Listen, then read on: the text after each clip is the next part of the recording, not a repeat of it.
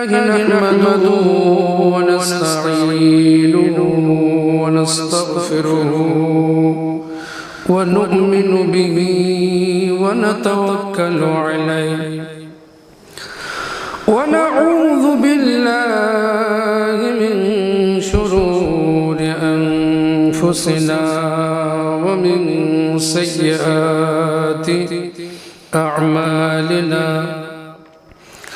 من يهده الله فلا مضل له ومن يضلله فلا هادي له ونشهد أن لا إله إلا الله وحده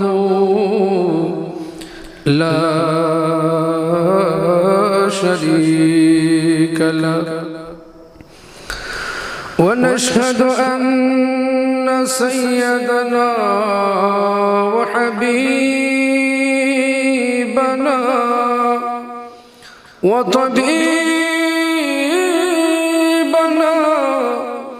وطبيب قلوبنا ومولانا محمدا عبده ورسوله الذي يرسل له بالحق بشيرا ونذيرا وداعيا إلى الله بإذنه وسراجا منيرا قال الله تعالى في شان حبيبه آمرا ومخبرا إن الله وملائكته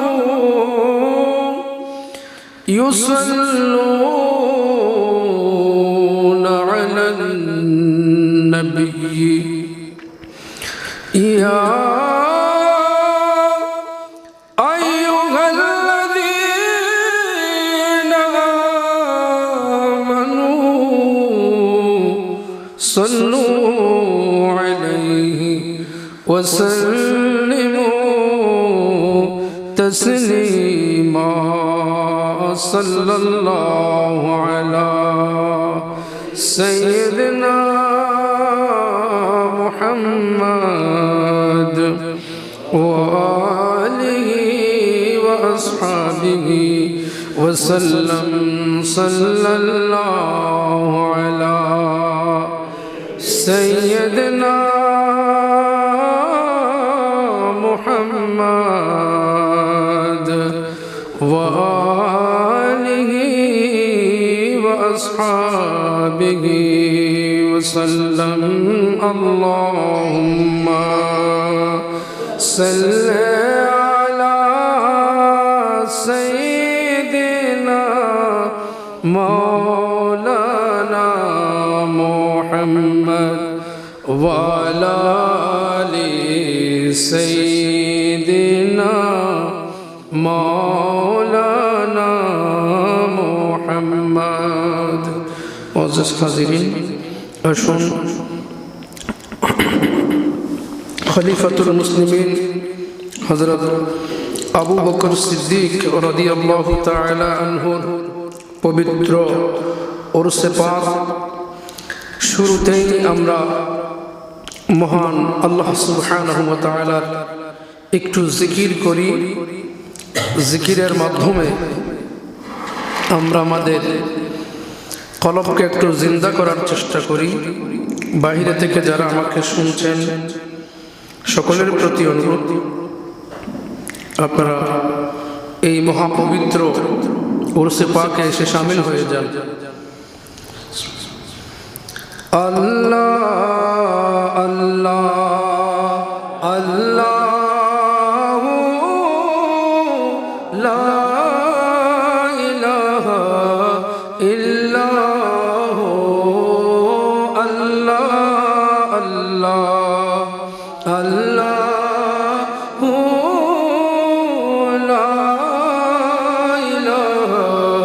ইল্লাল্লাহ।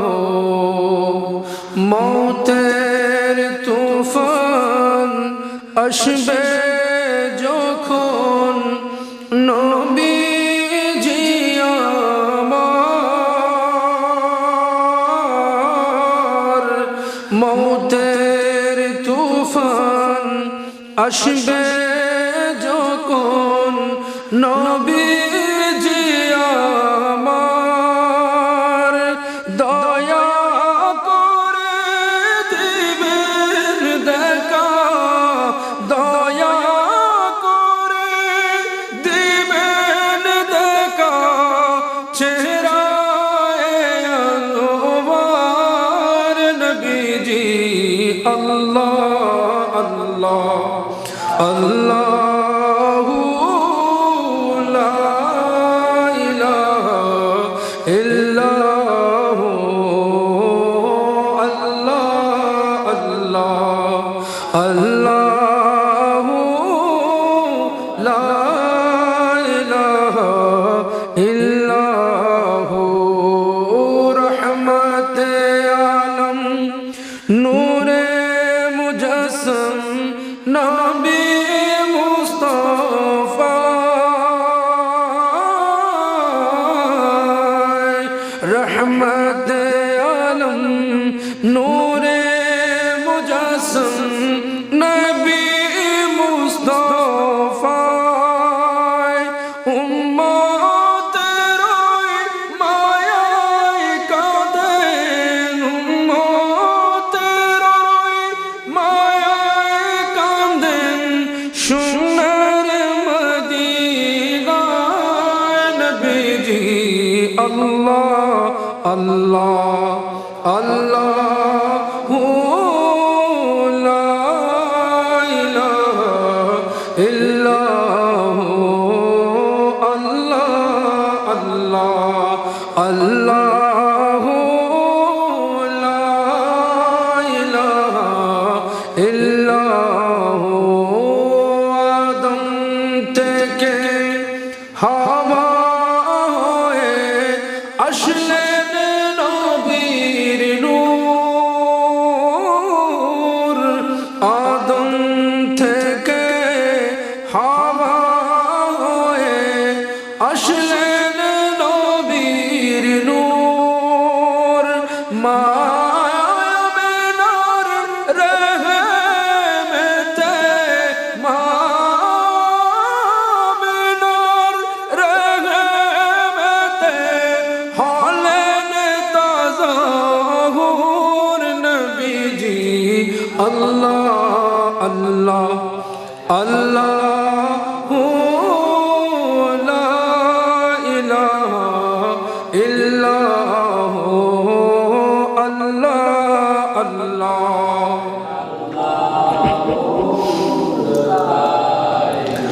अव्वल आखिर सब कुछ जाने, देखे बाइद करीब,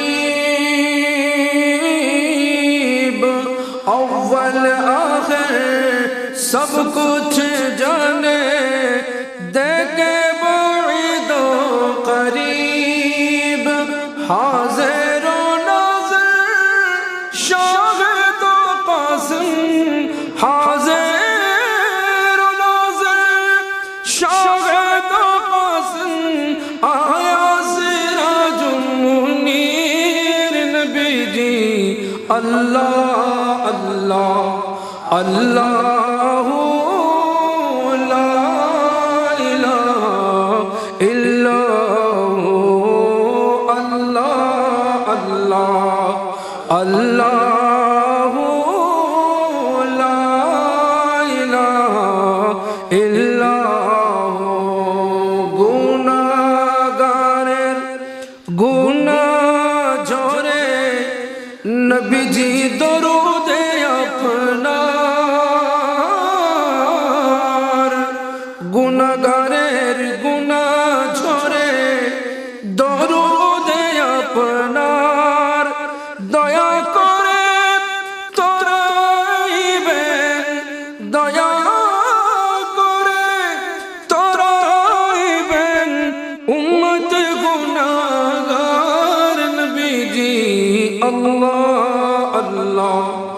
اللہ لا الہ الا ہو اللہ اللہ اللہ لا الہ الا ہو لا الہ الا اللہ لا الہ الا اللہ لا الہ الا اللہ لا الہ الا اللہ حسبی ربی جل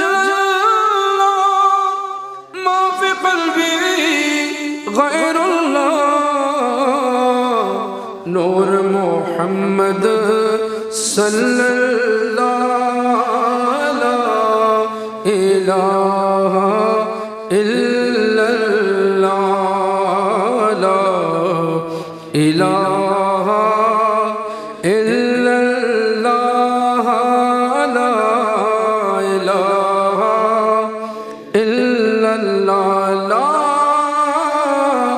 الہ الا اللہ محمد رسول اللہ صلی اللہ تعالی علیہ وسلم بسم اللہ الرحمن الرحیم آپ خیر البشر آپ خیر الورا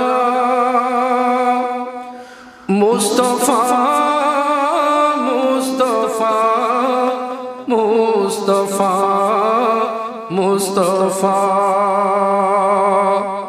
بعد اللہ کے اعلی رتبہ تیرا مصطفیٰ مصطفیٰ مصطفیٰ مصطفیٰ اے حبیب خدا خاتم المرسلین آپ سے چمکی انسانیت کے جبین آپ کے در کا خادم ہے روح الامین اے محمد تیرا کوئی ثانی نہیں آپ ہی کے لیے اے رسول امین رب نے پیدا کبھی آسمان و زمین مقتدا مقتدی انبیاء آپ ہے مقتدا مصطفیٰ مصطفیٰ مصطفیٰ مصطفیٰ آپ خیر البشر آپ خیر الورا مصطفیٰ مصطفیٰ مصطفیٰ مصطفیٰ آپ نے رب سے ہم کو کیا آشنا ہم کو دیکھ لایا تو ہے دکھا راستہ آپ امت کرے برگ اور پیشوبہ بہر ظلمات میں آپ ہے یاسرا امتی امتی امتی اے خدا روز محشر میں ہوگی تیری یہ صدا آپ تاریکیوں میں रोशन दिया मुस्तफा मुस्तफा मुस्तफा मुस्तफा आप खैरुल बशर आप खैरुल वरा मुस्तफा मुस्तफा मुस्तफा मुस्तफा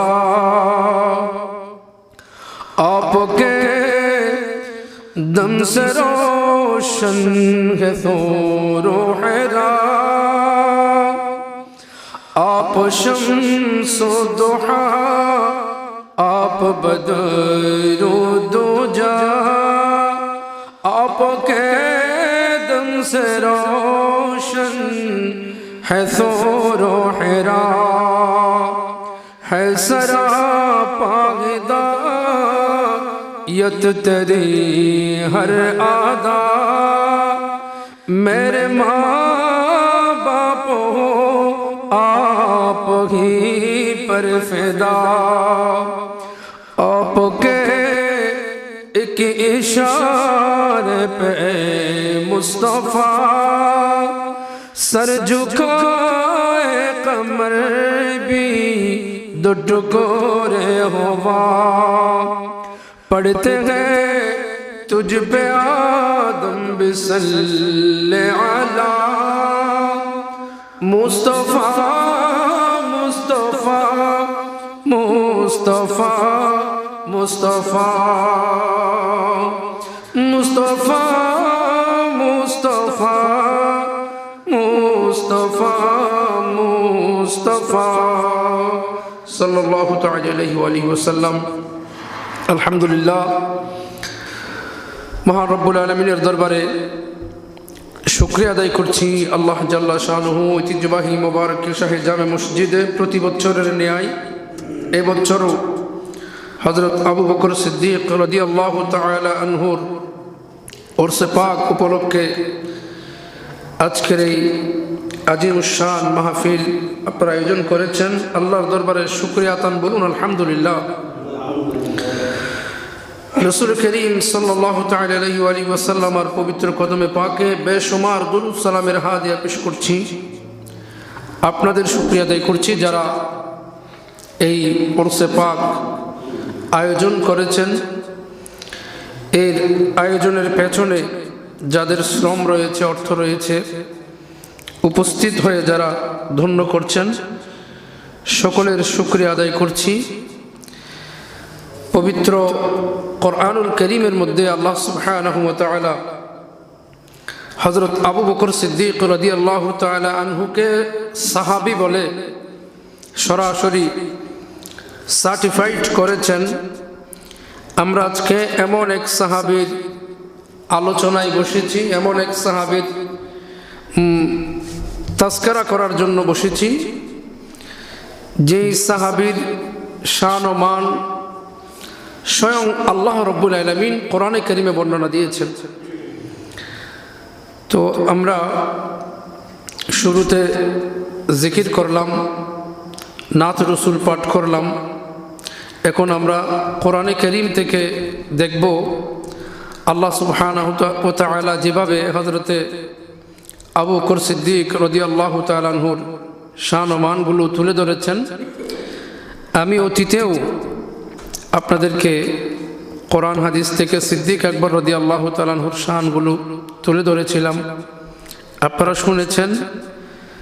তো আজকেও বরকতান সিদ্দিক আকবর রাদিয়াল্লাহু তাআলা আনহুর রূহানি ফয়েজ লাভের আশায় বরকতান কিছু আয়াতে কারিমা তিলাওয়াত করব। এই আয়াতের আলোকে আমরা হযরত আবু বকর সিদ্দিক রাদিয়াল্লাহু তাআলা আনহুর আজকের এই ফাতিহা সম্পর্কে বিস্তারিত বয়ান দেওয়ার পর মিলাদ কিয়াম মোনাজাতের মাধ্যমে শেষ করব। আমি প্রথমে কোরআনে কারীম থেকে কোন কোন আয়াতে কোন কোন সূরায় সিদ্দিক আকবর সম্পর্কে আয়াত আসছে সে ব্যাপারে একটু বলি। সূরা তাওবা পবিত্র কোরআনের 114টা সূরার ভিতর একটা সূরার নাম সূরা তাওবা, 9 নম্বর সূরা, সিরিয়ালে 9 নম্বর সূরা। এই 9 নম্বর সূরার 40 নম্বর আয়াতে আল্লাহ পাক হযরত আবু বকর সিদ্দিক রাদিয়াল্লাহু তাআলা আনহুর প্রশংসা করেছেন। কোরআনে কারীমের সূরা আল-লাইল সিরিয়ালি 92 নম্বর সূরা। এই 92 নম্বর সূরা লাইল এর 17 থেকে 21 নম্বর আয়াত, এই কয়েকটি আয়াতে আল্লাহ সুবহানাহু ওয়া তাআলা হযরত আবু বকর সিদ্দিক রাদিয়াল্লাহু তাআলা আনহুর প্রশংসা করেছেন। তিনি যে দাস মুক্তি দিয়েছেন, অর্থ খরচ করে দাসকে মুক্ত করে ইসলামের জন্য উন্মুক্ত করে দিয়েছেন, সে কথাগুলো আল্লাহ পাক কোরআনে কারীমের মধ্যে কোট করেছেন। সূরা নূর সিরিয়ালি 24 নম্বর সূরা কোরআনে কারীমের।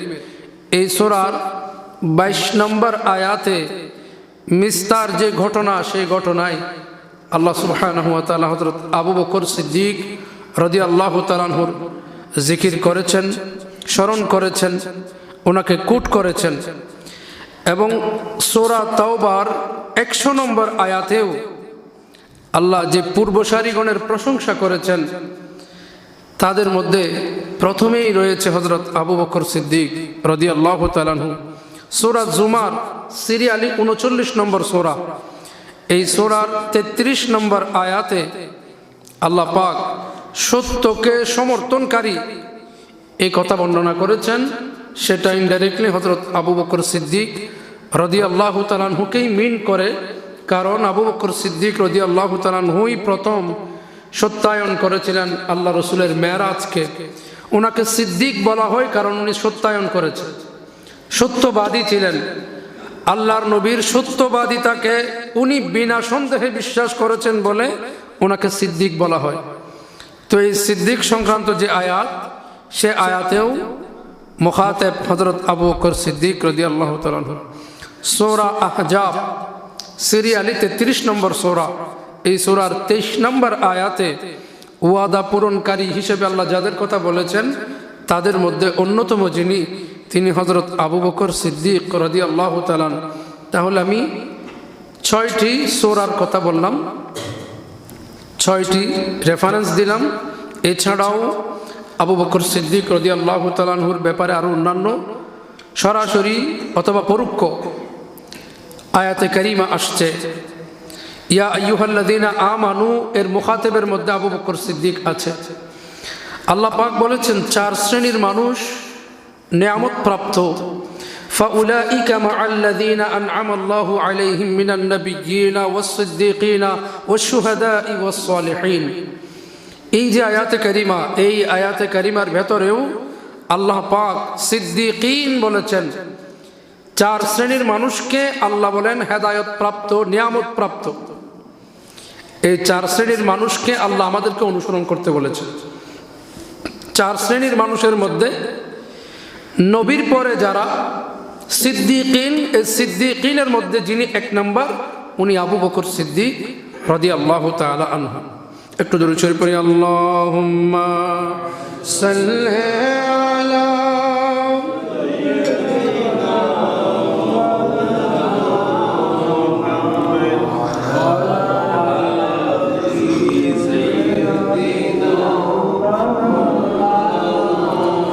ইচ্ছে করলে প্রাণের নবীজি থাকতে পারতেন আরশে, উম্মতের ওই মায়ায় পড়ে শুয়ে আছেন মদিনা। আল্লাহুম্মা লাগবে না,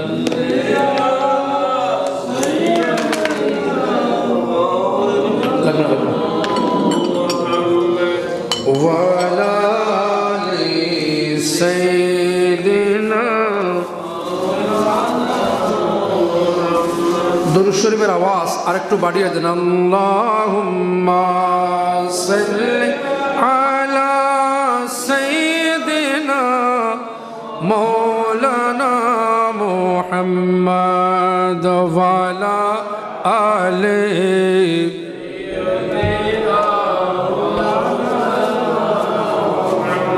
হাজিরিন, আমরা আবু বকর সিদ্দিক রাদিয়াল্লাহু তাআলা আনহুর ফাতিহা এটা আমরা চালু করতেছি বা চালু করেছি কয়েক বছর ধরে।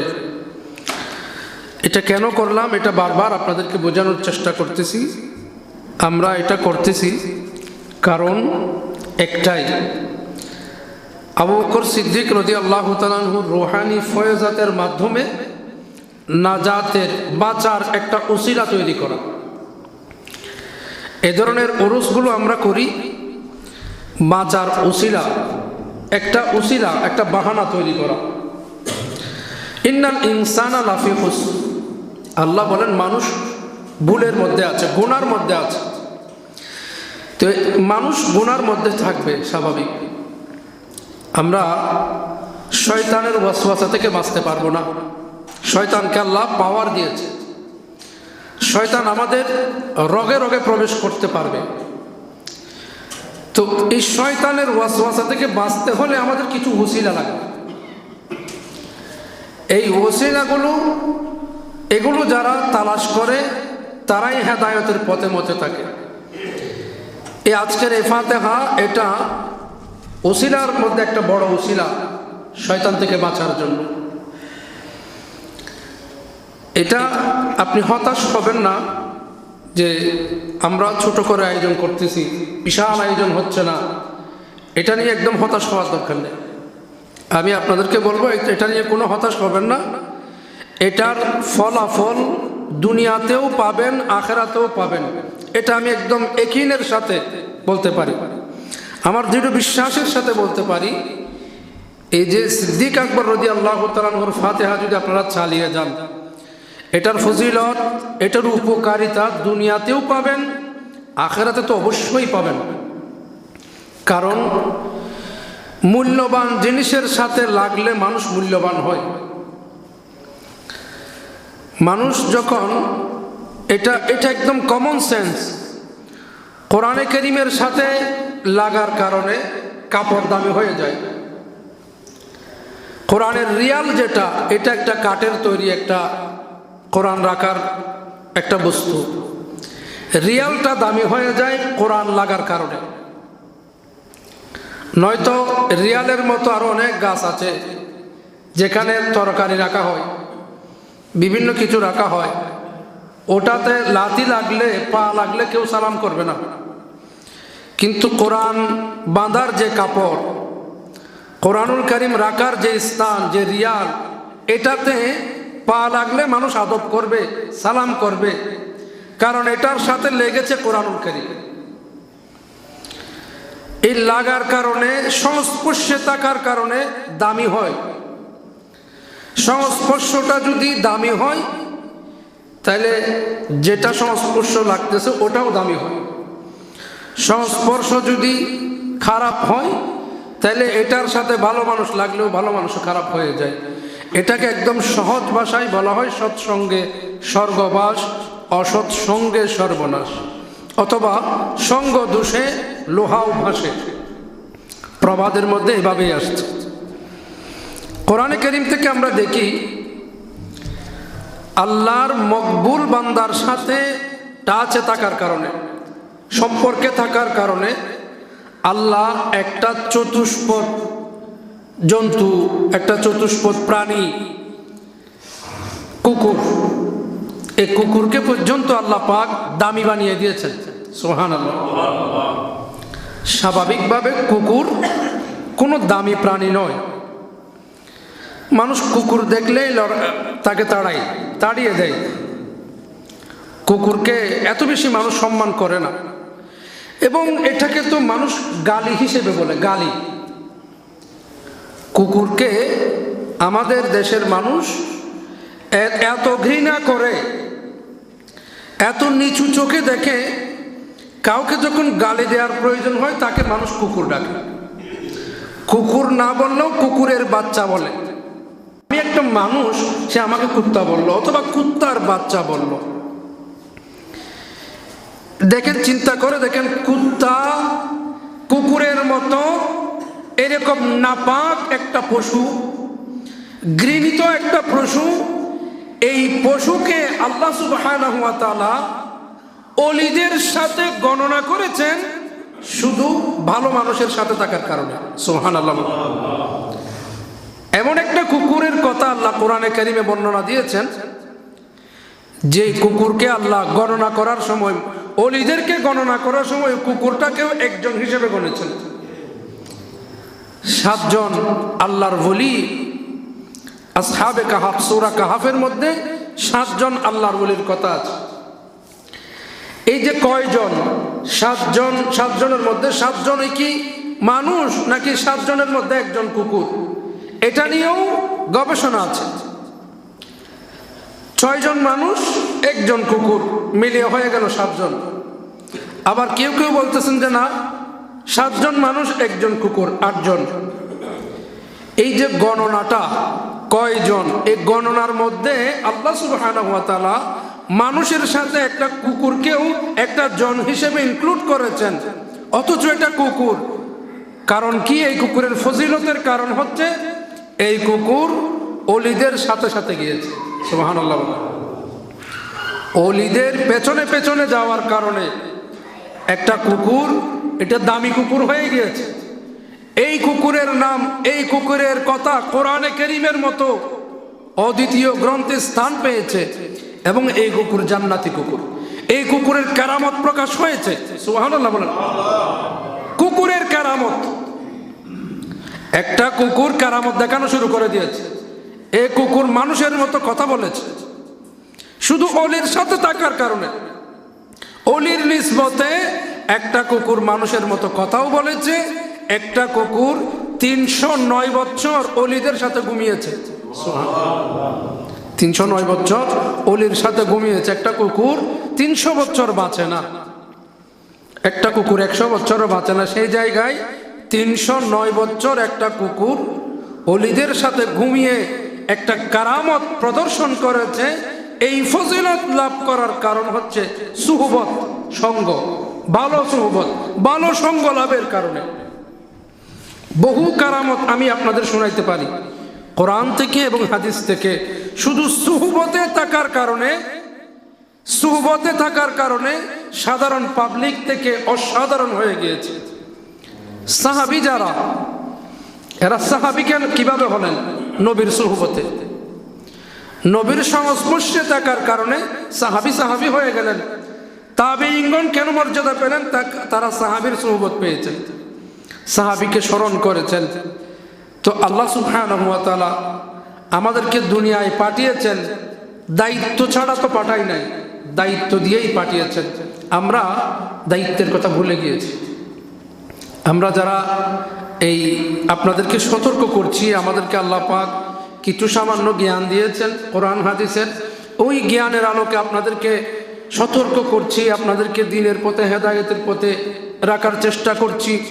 জান্নাতে যাওয়ার জন্য উপায়গুলো বাতিয়ে দিচ্ছি। এমন একটা সময় আসবে, আমার নবীর হাদিস, এগুলো বলার মতো মানুষও থাকবে না। আপনারা যখন ইন্তেকাল করবেন, আমরা যখন ইন্তেকাল করব, তখন এর অবস্থা কী হবে সেটা আল্লাহ ভালো জানে। হয়তোবা এইরকম থাকবে না। আমার তো এটাও সন্দেহ হয় যে দেলওয়ার হোসেন কাদেরী এই মসজিদ থেকে চলে গেলে সিদ্দিক আকবরের ফাতেহার চালু থাকবে কিনা, এটা নিয়েও আমার সন্দেহ হয়। সন্দেহ হওয়ার উপযুক্ত কারণও আছে। যাই হোক, এই যে আল্লাহ সুবহানাহু ওয়া তাআলা আমাদেরকে দায়িত্ব দিয়েছেন, সূরা ফাতিহা থেকে একদম সহজভাবে বলি।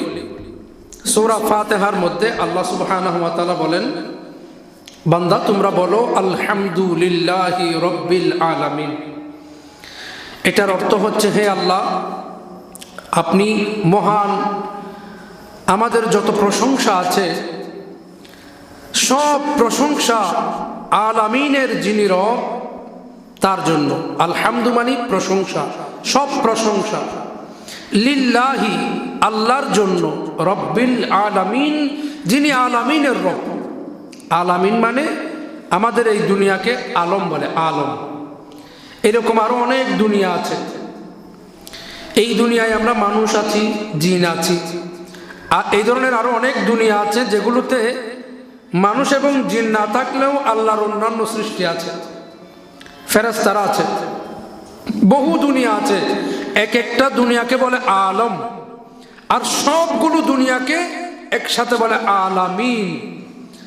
তো সমস্ত কৃতজ্ঞতা, সমস্ত প্রশংসা এই আলামিনের রব, আলামিনের প্রতিপালক যিনি, ওই আল্লাহর জন্য।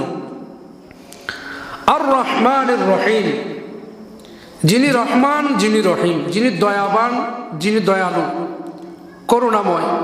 মালিকি ইয়াউমিদ্দিন, যিনি বিচার দিবসের একমাত্র মালিক, কিয়ামতের দিনে যিনি অধিপতি, যিনি বিচারক, যিনি মালিক। ইয়্যাকা না'বুদু ওয়া ইয়্যাকা নাস্তাঈন। এরপর আল্লাহ বলেন, বান্দা তুমি বলো, হে আল্লাহ আমি তোমারই ইবাদত করছি, তোমারই কাছে সাহায্য চাচ্ছি। ইয়্যাকা না'বুদু মানে আমরা তোমারই ইবাদত করি, ওয়া ইয়্যাকা নাস্তাঈন আমরা তোমারই কাছে সাহায্য চাই। ইহদিনাস সিরাতাল মুস্তাকিম, আল্লাহ আমাদেরকে সিরাতে মুস্তাকিম দেখান। সিরাতে মুস্তাকিম মানে সরল পথ, সঠিক পথ। এক কবি বলেছেন, চালাও সে পথে যে পথে তোমার প্রিয়জন গেছে চলি, যে পথে ভ্রান্তি চিরপরিতাপ, হে মহাচালক মোদের কখনো করুণা সে পথগামী। তো এই যে সূরা ফাতিহা, এখানে আল্লাহ বলেন সিরাতাল্লাযীনা আন'আমতা আলাইহিম। এই একটা সূরা, এটাকে উম্মুল কোরআন বলে। সূরা ফাতিহাকে কোরআনের মূল, কোরআনের মা বলে। পুরো কোরআনের জ্ঞান আল্লাহ সূরা ফাতিহার ভিতরে দিয়েছেন। সূরা ফাতিহার মধ্যে আল্লাহ বান্দার দিক নির্দেশনা, বান্দার দায়ী দায়িত্ব কি, এসব জানিয়ে দিয়েছেন। আল্লাহ জানিয়ে দিচ্ছেন আল্লাহর ইবাদত করার জন্য আল্লাহ পাঠিয়েছেন, অতএব বান্দা যেন বলে আল্লাহ তোমারই ইবাদত করি, তোমার কাছে সাহায্য চাই। এরপরে বলছেন ইহদিনাস সিরাতাল মুস্তাকিম, আল্লাহ আমাদেরকে সিরাতে মুস্তাকিম দান করুন। ইহদিনা আমাদের হেদায়েত দিন, সিরাতাল মুস্তাকিম। এরপর বলছেন সিরাতাল্লাযীনা আন'আমতা আলাইহিম। সিরাত মানে পথ, সিরাত মানে উপায়।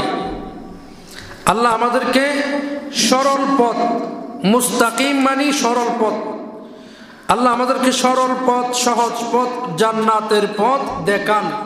তো আল্লাহ শিখিয়ে দিচ্ছেন জান্নাতের পথ হচ্ছে সিরাতাল্লাযীনা আন'আমতা আলাইহিম। জান্নাতের পথ হচ্ছে ওই পথ যে পথে নিয়ামত প্রাপ্ত বান্দারা গেছেন। নিয়ামত প্রাপ্ত বান্দারা যেই পথে চলেছেন ওই পথ হচ্ছে সিরাতে মুস্তাকিম। এখন আপনাদেরকে যদি প্রশ্ন করি সিরাতে মুস্তাকিম কি, তাহলে এর উত্তর হবে সিরাতে মুস্তাকিম হচ্ছে ওই পথ যে পথে নিয়ামত প্রাপ্ত বান্দারা গেছে।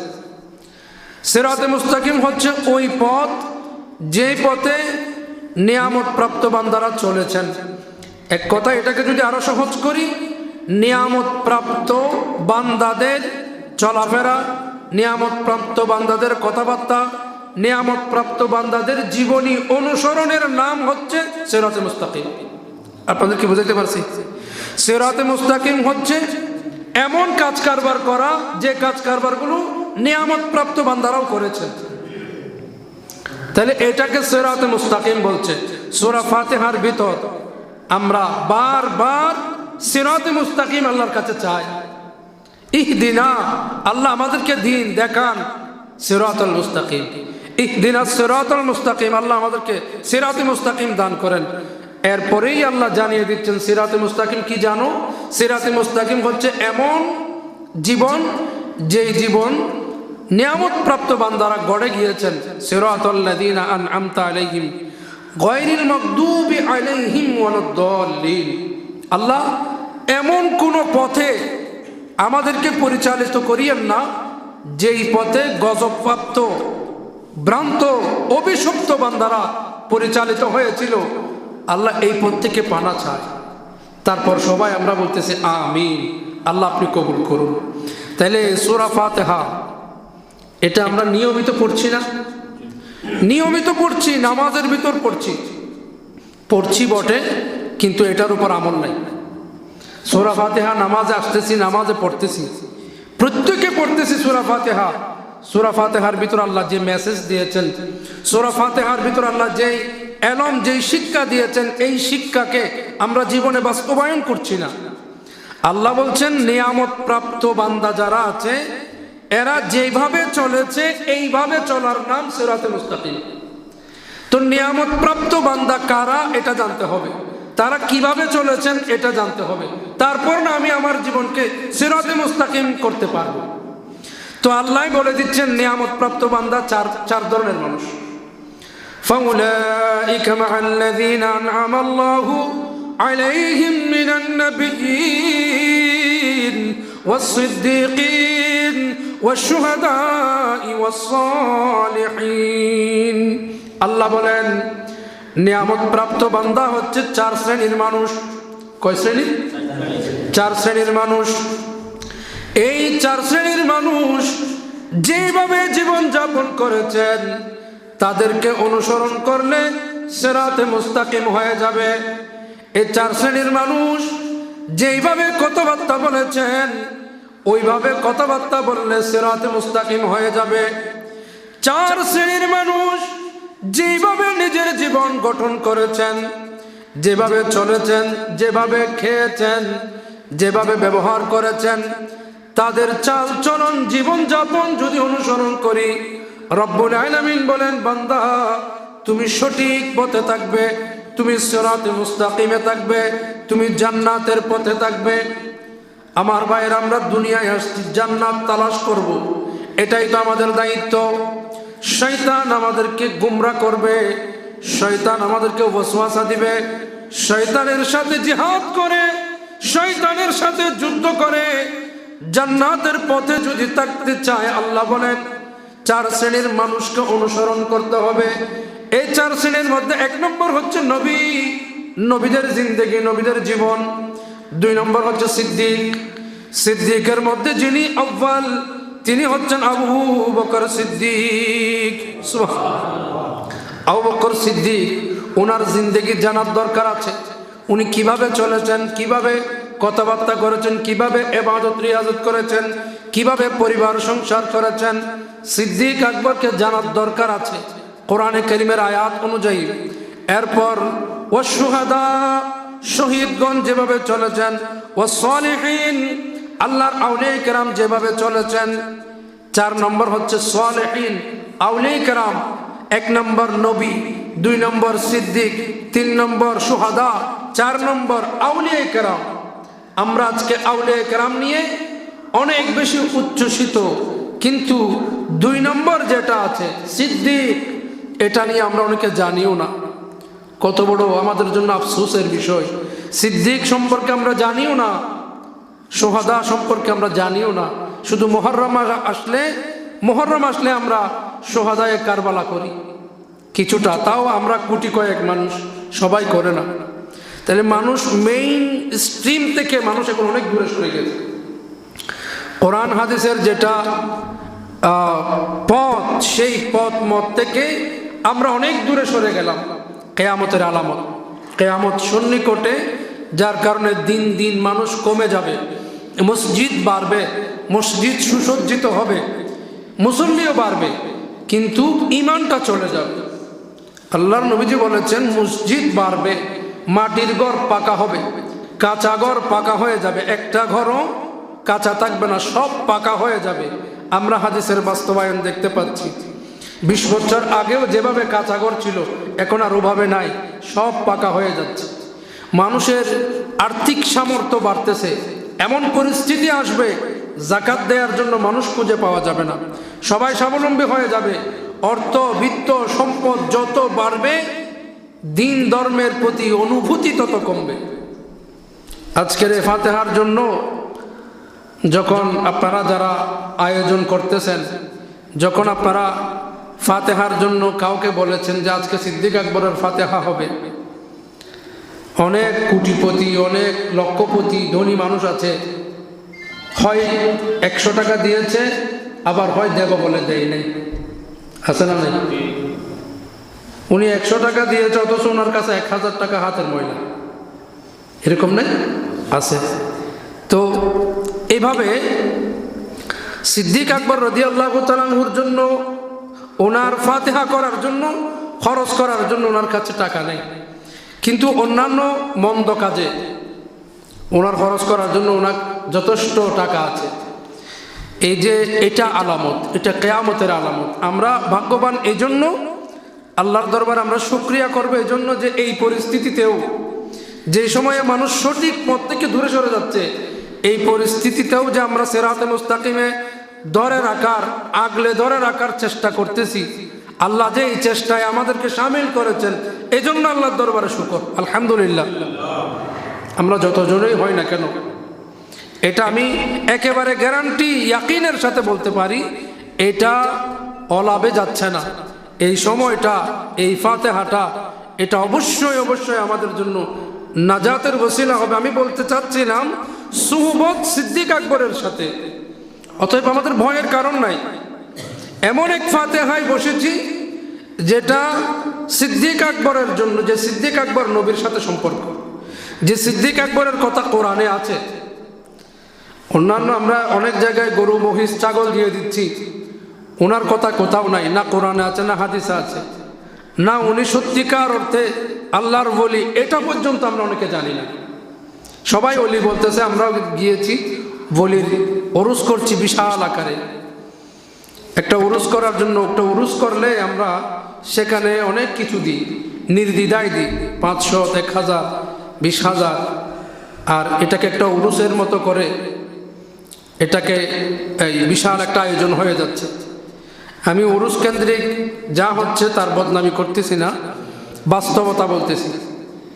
সিদ্দিক আকবর রাদিয়াল্লাহু তাআলা বা সাহাবায়ে কেরামদেরকে, এরা হচ্ছে আমাদের আদর্শ। এর আগে কয়েক জুমা আগে বলেছিলাম সাহাবীদের ফজিলতের ব্যাপারে। রাসূল করিম সাল্লাল্লাহু আলাইহি ওয়াসাল্লাম বলছেন, আমার পরে আমার সাহাবীরাই হচ্ছে তোমাদের জন্য আদর্শ। তো এই সাহাবীদেরকে জানার জন্য আমাদের কোনো আয়োজন নাই, রাষ্ট্রীয়ভাবেও নাই, সামাজিকভাবেও নাই, ধর্মীয়ভাবেও নাই। সাহাবীকে জানার জন্য আমাদের ভিতর কোনো সচেতনতা নাই। আমাদের সন্তানদের জিজ্ঞেস করলে কয়জন সাহাবীর নাম জানো? আমার মনে হয় না 5 জনের নাম বলতে পারবে। বিশ্ববিদ্যালয়ে পড়ে, কলেজে পড়ে, স্কুলে পড়ে, বড় বড় ডাক্তার, ইঞ্জিনিয়ার, জিজ্ঞেস করেন আপনি কয়জন নবীর, কয়জন সাহাবীর নাম জানেন বলেন তো? ঘুরে ফিরে 3-4 জন ছাড়া আর পারবে না। আপনি প্র্যাকটিক্যালি যাচাই করে দেখবেন। তাদের কথা বাদ দিই না, আমরা নিজেদেরকে বলি, নিজেদেরকে প্রশ্ন করি, হযরত আবু বকর, উমর, উসমান, মাওলা আলী শের খুদা, এছাড়া আর কয়জন সাহাবীর নাম জানি? জানি না। 10 জন 20 জন সাহাবীর নাম আমরা জানি না। কেন জানি না? এই জানানো হয় নাই। সাহাবীর নামই যদি না জানি, সাহাবীর ঘটনা যদি না জানি, তো রসুলের আদর্শ কিভাবে জানব? রসুলের আদর্শ এটা তো সাহাবীদের মাধ্যমে আসবে। নবী করিম সাল্লাল্লাহু আলাইহি ওয়াসাল্লাম বলেছেন, সাহাবায়ে কেরাম উম্মতের সত্যের মানদণ্ড। তো এই সাহাবীদের সম্পর্কে জানার জন্য ব্যবস্থা রাখা, সাহাবীদের উরুস করা, শানে সাহাবীর উপর সেমিনার করা, এভাবে শানে সাহাবীর উপর আলোচনা করা, এটা আমাদের ইমানি দায়িত্ব এবং কোরআনে কারীমের নির্দেশ।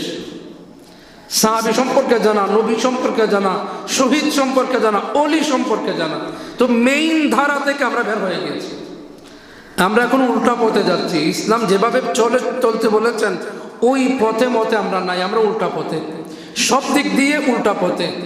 আমাদের সুরতে সিরতে আমরা মুসলমান বটে, কিন্তু আমাদের ভেতর ইসলামের যেটা মেইন ধারা, এই ধারাটা আমাদের ভেতর নাই। আমি আজকে আবু বকর সিদ্দিক রাদিয়াল্লাহু তাআলা আনহুর উপর আলোচনা করার জন্য, আলোচনা তো আমরা প্রায়ই করি, ওনার ব্যাপারে কোরআনের আয়াতগুলো তো আগে অতীতেও বলেছে। আজকে কিছু প্রাসঙ্গিক কথা বলছি।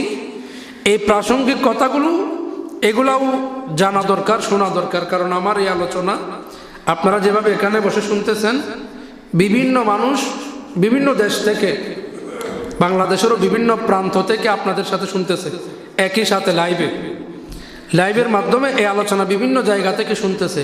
তো সে কারণে কিছু প্রাসঙ্গিক কথা বলতেছি।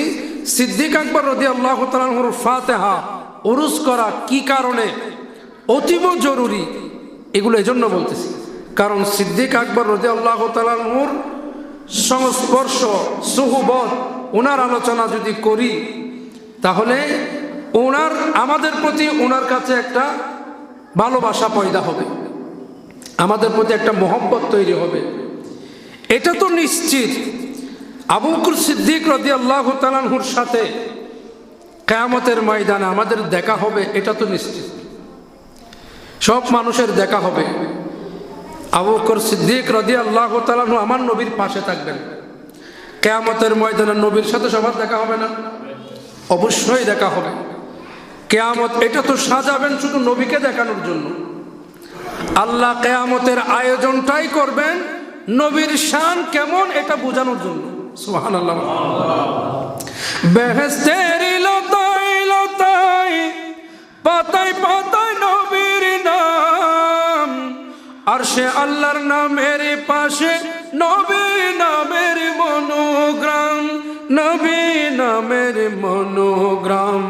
আল্লাহ ব্যস্ত বানালেন নবীকে চেনাতে, আল্লাহ ব্যস্ত বানালেন নবীকে চেনাতে। আল্লাহ হাসর করিবেন নবীর শান বোঝাতে, আল্লাহ কোরআন পাঠালেন নবীকে চেনাতে, আল্লাহ দুনিয়া বানালেন নবীর শান বোঝাতে। সালাতুন ইয়া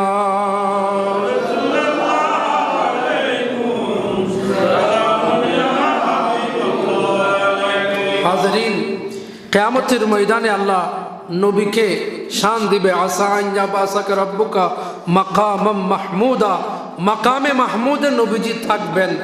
সব হাদিসের মধ্যে আসছে নবীজির সাথে যিনি থাকবেন উনি আবু বকর সিদ্দিক রাদিয়াল্লাহু তাআলা আনহু। এবং নবীজি সুপারিশ করবেন। সুপারিশ যারা করবেন এদের মধ্যে দ্বিতীয় সারিতে আছে আবু বকর সিদ্দিক।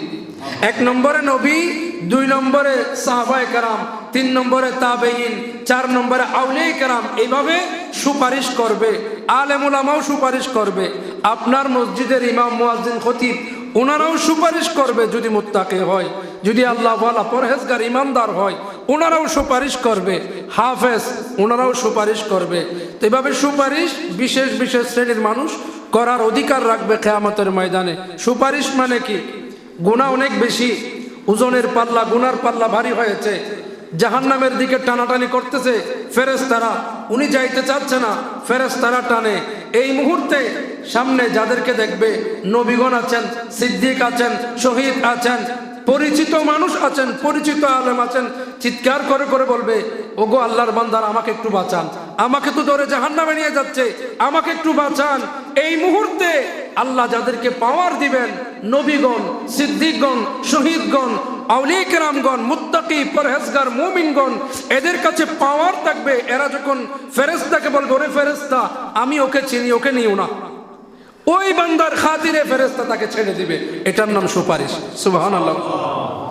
ওই কিয়ামতের ময়দানে নফসি নফসি যখন করব, যাদের সুপারিশে জাহান্নামের আগুন থেকে মুক্তি পাওয়া যাবে, তাদের মধ্যে যিনি আউয়াল, আমার নবীজির পরে সাহাবীদের মধ্যে যিনি আউয়াল, আবু বকর সিদ্দিক রাদিয়াল্লাহু তাআলা আনহু।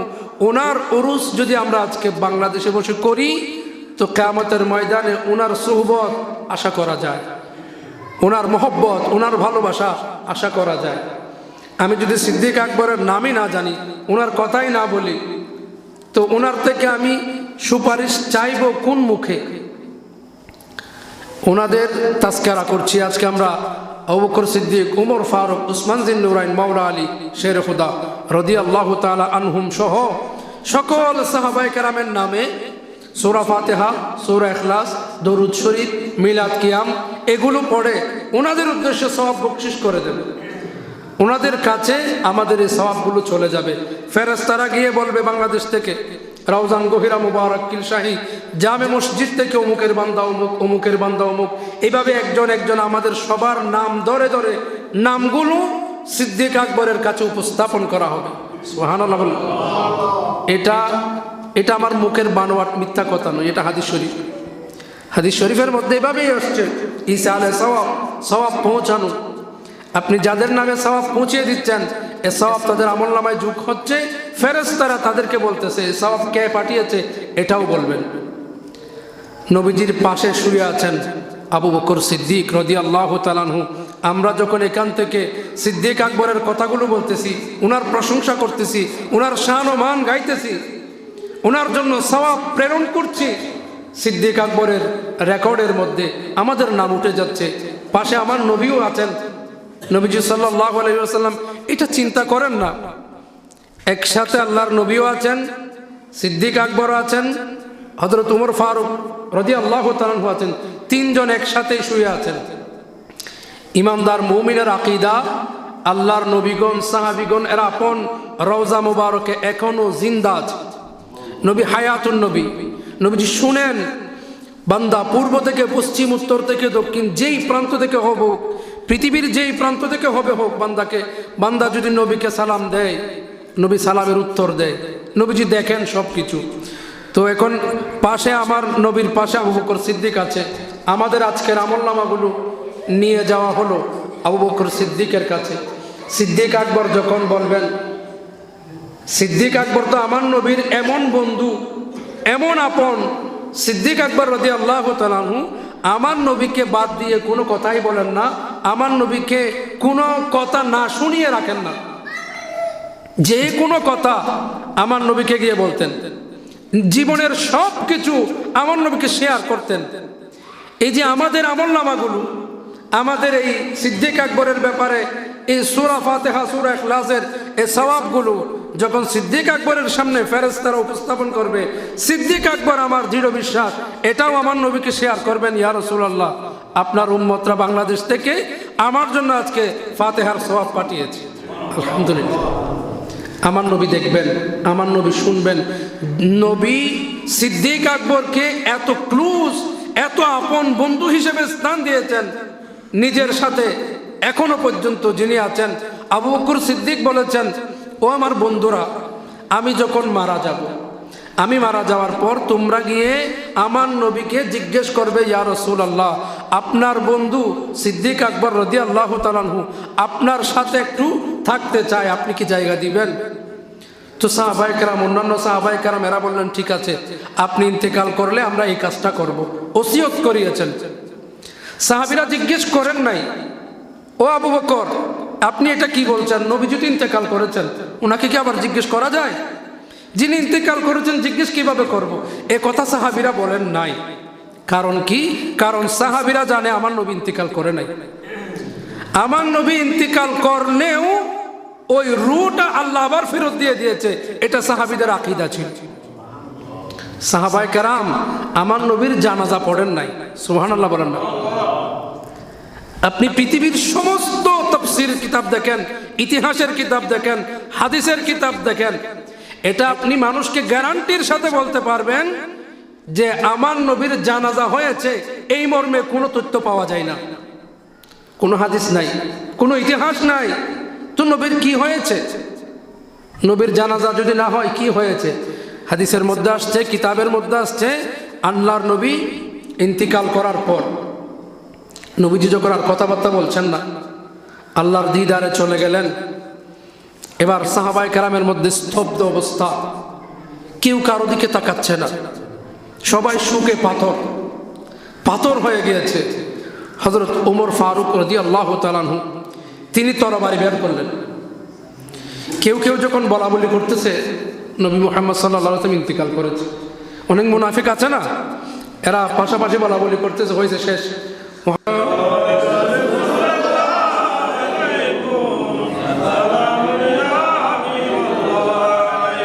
নবীজি আমার বলেন, মান রানি ফিল মানাম ফাকাদ রাল হক, যে উম্মত আমি নবীকে স্বপ্নের ভেতর দেখলো, এটা স্বপ্ন নয়, এটা বাস্তব। সুবহানাল্লাহ। তাহলে নবীকে স্বপ্নের ভিতর দেখলে এটা বাস্তব হয়ে যায়।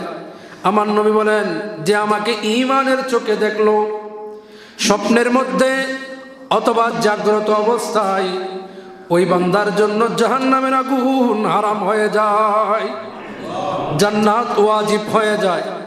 নবীকে যারা ঈমানের চোখে দেখে এদের জন্য জাহান্নাম হারাম, জান্নাত ওয়াজিব। আমরাও দেখতে চাই কিনা?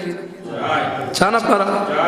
নবীকে দেখলে আমাদের তো আলহামদুলিল্লাহ আমরা তো ইমানদার, এই ইমানের চোখে যদি আমরা স্বপ্নের ভেতরেও দেখি, নবীজি বলেন স্বপ্ন সেটাও বাস্তব, কারণ আমি নবীর সূরত শয়তানে ধরতে পারে না। এজন্য আমরা নবীজির দিদার সবসময় কামনা করি। আমরা সবসময় আল্লাহ নবীর দিদারের জন্য আমরা দোয়া করি আল্লাহর কাছে, যে আল্লাহ আমাদেরকে শয়নে স্বপনে জাগরণে যে কোনো অবস্থায় মৃত্যুর আগে একবারের জন্য হলেও আপনার নবীর দিদার না দিয়ে আল্লাহ আমাদেরকে মৃত্যু দিয়েন না। আমিন বলেন না? আমরা এই দোয়াগুলো প্রায় মোনাজাতে করি, কারণ নবীজিকে একবার যদি দেখে যেতে পারি তো আমাদের উভয় জাহান কামিয়াব হয়ে গেল, আমাদের জাহান্নাম হারাম হয়ে গেল, নিশ্চিতভাবে জান্নাতের টিকিট পেয়ে গেলাম যদি নবীর দিদার লাভ করতে পারি। নবীর দিদার লাভ করতে হলে আমাদেরকে নবীর দেখানো পথে চলতে হবে, কাঁদতে হবে, আল্লাহর দরবারে চাইতে হবে, নবীর কাছে ভিক্ষা চাইতে হবে। না চাইলে তো পাওয়া যাবে না। আমরা যদি না চাই কেমনে পাবো? অনেকে চেয়েছেন, কেঁদেছেন, পেয়েছেন। হযরত শরফুদ্দীন বসরি রহমতুল্লাহি আলাই, ইমাম জালালউদ্দিন সুয়ুতি রহমতুল্লাহি আলাই, তিনি তো ৭৫ বার নবীকে দেখেছেন। সুবহানাল্লাহ, ৭৫ বার আল্লাহর নবীকে দেখেছেন। হযরত আল্লামা জামি রহমতুল্লাহি আলাই আমার নবীকে দেখেছেন। এটা নবীজি চলে যাওয়ার আরো ২০০-৩০০ বছর পরের কথা বলতেছে। আমার নবীকে দেখেছেন, আমার নবীর কাছ থেকে উপহার পেয়েছেন। সুবহানাল্লাহ, এমন উপহার পেয়েছেন ঘুমের ভিতর, ঘুম ভাঙার পরেও সেই উপহার থেকে গিয়েছে। এইরকম উপহারও আমার নবীর কাছ থেকে পেয়েছেন। তো আমার নবীজি শেষ হয়ে যান নাই, বরবাদ একদম মাটির সাথে মিশে গিয়েছে এমন ধারণা করা যাবে না। দেয় আমার নবীজি। সাহাবায়ে কেরামের আকীদা ছিল আমার নবীকে প্রশ্ন করলে উত্তর আসবে। যেহেতু নবীর বন্ধু আবু বকর সিদ্দিক বলেছেন, অতএব আমরা নবীর কাছে জিজ্ঞেস করব। সিদ্দিক আকবর বলেন, এরে আমার বন্ধুরা, আমি ইন্তিকালের পরে তোমরা আমার নবীর দরবারে রওজা শরীফে যাবে, গিয়ে জিজ্ঞেস করবে, ইয়া রাসূলুল্লাহ, আপনার দুঃখের সুখের সারা জিন্দেগীর সাথী আবু বকর সিদ্দিক আপনার সাথে থাকতে চায়, আপনার যদি অনুমতি পায়। সাহাবায়ে কেরাম ওসিয়ত রাখলেন। সিদ্দিক আকবর ইন্তিকালের পর নবীজির দরবারে গিয়ে জিজ্ঞেস করা হলো, ইয়া রাসূলুল্লাহ, আপনার বন্ধু আবু বকর সিদ্দিক রাদিয়াল্লাহু তাআলা আনহু অনুরোধ করেছেন, তিনি ওসিয়ত করিয়েছেন আপনার কাছে জানতে চাওয়ার জন্য আপনার পাশে সিদ্দিক আকবর রাদিয়াল্লাহু তাআলা আনহুর জায়গা হবে কিনা। এই কথা বলার সাথে সাথে কবর শরীফ, রওজা শরীফ থেকে আওয়াজ এসেছে, আদখিলনিল হাবিব, বন্ধুকে বন্ধুর পাশে শায়িত করে দাও। নবীজি সাল্লাল্লাহু আলাইহি ওয়াসাল্লাম জানিয়ে দিলেন, প্রবেশ করিয়ে দাও, বন্ধুকে বন্ধুর পাশে এনে দাও। সাহাবায়ে কেরাম দেরি করে নাই, নবীজির রওজা মুবারকের পাশে এরা এবার কবর খনন করার চিন্তা করলেন। সিদ্দিক আকবর বলে গেলেন, ওরে আমার বন্ধুরা, নবীর যদি অনুমতি হয় আমাকে নবীর সাথে তো দিবে, বরাবর দিও না, আমাকে একটু পেছনে দিও। সুবহানাল্লাহ বলেন। আদব দেখেন, দুনিয়ার জিন্দেগিতে সারা জিন্দেগি নবীর সাথে আদব রক্ষা করেছেন। ইন্তিকালের পরেও সিদ্দিক আকবর আদব মেনে চলেছেন। আল্লাহ বলেন, লা তুকদ্দিমু বাইনা ইয়াদাইল্লাহি ওয়া রাসূলিহি ওয়াত্তাকুল্লাহ ইন্নাল্লাহা সামিউন আলীম। তোমরা নবীর আগে আগে চলিও না, নবীর আগ বাড়িও না, নবীর আগে কদম দিও না, নবীর আগে কথা বলিও না। সিদ্দিক আকবর রাদিয়াল্লাহু তাআলা আনহু বলেন, আমার কবরটা নবীর সরাসরি পাশাপাশি দিও না, একটু পেছনে দিও। আমার নবীর সামনে থাকবে, আমি আবু বকর সিদ্দিক একটু পেছনে থাকতে চাই, সমান সমান থাকতে চাই না। এটা আমার মনে বেয়াদবি মনে হয়, আমি একটু নবীজির পেছনে থাকতে চাই। সুবহানাল্লাহ। সাহাবা কেরাম তাই করলেন, আমার নবীর একটু পেছনে করে পাশাপাশি আবু বকর সিদ্দিককে শায়িত করে দিলেন। এরপরে হযরত উমর ফারুক রাদিয়াল্লাহু তাআলা আনহু তিনিও ওসিয়ত করালেন। সিদ্দিক আকবরের এই অবস্থা দেখে তিনিও বলে গেলেন, ওরে আমার বন্ধুরা, আমিও যদি ইন্তিকাল করি সিদ্দিক আকবরের মতো, আমি উমরের জন্য একটু অনুমতি চাইও। আল্লাহর নবী আবু বকর সিদ্দিক উভয়ের যদি অনুমতি পাই, তাহলে আমাকেও নবীজি আবু বকর সিদ্দিকের পাশাপাশি আমাকে শায়িত করে দিও। তবে আল্লাহর নবীর বরাবরও নয়, আবু বকর সিদ্দিকের বরাবরও নয়, আমি উমরকে আবু বকর সিদ্দিকের একটু পেছনে দিও। সুবহানাল্লাহ। আদব দেখেন, আমার নবীর বরাবর চাই নাই আবু বকর সিদ্দিক, নবীর একটু পেছনে। এরপরে হযরত উমর ফারুক তিনি বলেন, আবু বকর সিদ্দিক উনি আমার চেয়ে আউয়াল, আবু বকর সিদ্দিক আমার চেয়ে মহান, আবু বকর সিদ্দিক খলিফাতুল আউয়াল খলিফা, প্রথম খলিফা। আমার নবীর মুসাল্লায় যিনি নামাজ পড়ানোর সুযোগ পেয়েছেন উনি তো আবু বকর সিদ্দিক, আমি উমর তো নই। আমার নবীর জীবিত অবস্থায় যিনি ফতোয়া দিয়েছেন, নবীজির অনুপস্থিতিতে নবীজির যিনি নায়েবে রাসূল হিসেবে ভূমিকা পালন করেছেন উনি তো আবু বকর সিদ্দিক। সুবহানাল্লাহ। আবু বকর সিদ্দিক আমার নবী যখন অসুস্থ হলেন, অথবা আমার নবী যদি না থাকতেন, অথবা আমার নবী যদি হুজরা মুবারক থেকে বের হচ্ছেন না, কেউ আসছে সমস্যা নিয়ে, ফতোয়া নিয়ে, কোন একটা মাসালা নিয়ে আসছেন, আমার নবীজির অবর্তমানে যাকে শরিয়ার সমাধান দেওয়ার দায়িত্ব দিয়েছেন উনি আবু বকর সিদ্দিক রাদিয়াল্লাহু তাআলা। আমার নবীজি একটু বাইরে গেলেন, নামাজের টাইম হয়ে গেল, আসরের সময়। নবীজি একটা বিচার কাজে গিয়েছেন, বিচার সমাধান করার জন্য। আসরের সময় শেষ হয়ে যাচ্ছে, সাহাবায়ে কেরাম উপস্থিত, আবু বকর সিদ্দিক উপস্থিত, উমর ফারুক উপস্থিত, উসমান জিন নুরাইন ওনারা আছেন। আসরের সময় শেষ হয়ে যাচ্ছে, এখনো নবী আসতেছেন না। সবাই মিলে সিদ্ধান্ত নিচ্ছেন যে, ওগো আবু বকর সিদ্দিক, আপনি তো আমাদের মধ্যে সবচেয়ে বেশি যোগ্য, নবীর সবচেয়ে কাছের বন্ধু, আপনি একটু ইমামতি করে দেন, আমরা নামাজটা আপনার পেছনে আদায় করে ফেলি। সুবহানাল্লাহ। সব সাহাবী এজমা হয়েছে, সব সাহাবী ঐক্যমত্য এসেছে যে আমাদের মধ্যে সবার সিনিয়র হচ্ছে আবু বকর সিদ্দিক। নবীজির অনুপস্থিতিতে নবীজির মুসাল্লায় যিনি দাঁড়াবার যোগ্যতা রাখে উনি আপনি আবু বকর সিদ্দিক, আপনি দাঁড়ান। সবাই মিলে যাকে নবীর মুসাল্লায় ইমামতিতে দাঁড় করিয়ে দিলেন উনি আবু বকর সিদ্দিক রাদিয়াল্লাহু তাআলা। সিদ্দিক আকবর দাঁড়িয়ে গেলেন, আল্লাহু আকবার বলে নামাজ শুরু করে দিলেন। 2 রাকাত শেষ হয়েছে। 3য় রাকাতে নবী করিম সাল্লাল্লাহু আলাইহি ওয়াসাল্লাম জামাতে এসে হাজির হয়ে গেলেন। সুবহানাল্লাহ। পেছনের দিক দিয়ে সাহাবীরা যখন লক্ষ্য করলেন আল্লাহর নবী আসছেন, কিভাবে লক্ষ্য করলেন? ওনারা তো নিয়তের ভিতর, নবী আসছেন কিভাবে বুঝছেন? নবী আসছেন বোঝার কারণ হচ্ছে আল্লাহর নবীর দেহ মোবারক থেকে এত দারুণ খুশবু বের হতো, দূর থেকে অনেক দূরে আমার নবী, কিন্তু খুশবু নাকের মধ্যে চলে আসছে। সাহাবীর বোঝার বাকি নাই, এই খুশবু তো অন্য কোনো কিছুর হইতে পারে না, এটা তো আমার নবী থেকেই আসে। সুবহানাল্লাহ। সাহাবীরা জানতেন পেছনে যত দূরে থাকবে থাকুক, নবীজির দৃশ্যমান হলে ওই মেশকে আম্বরের চাইতেও অধিক খুশবু, এই খুশবু দেখে বুঝে ফেলতেন নবীজি এসেছেন।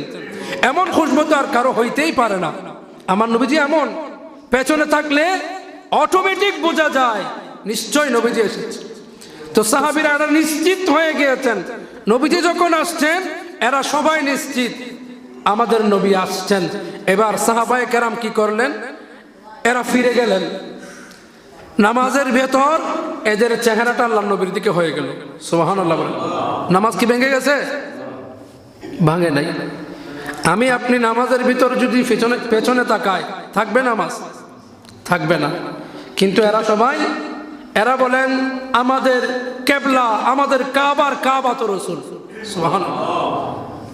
তো সাহাবায়ে কেরাম বুঝতে পারলেন আল্লাহর নবী আসলেন, এরা পেছনের যারা কাতারে এরা জায়গা করে দিলেন আল্লাহর নবীকে সামনে আসার জন্য, জায়গা করে দিলেন। নবীজি একদম সামনের কাতারে এসে দাঁড়িয়ে গেলেন।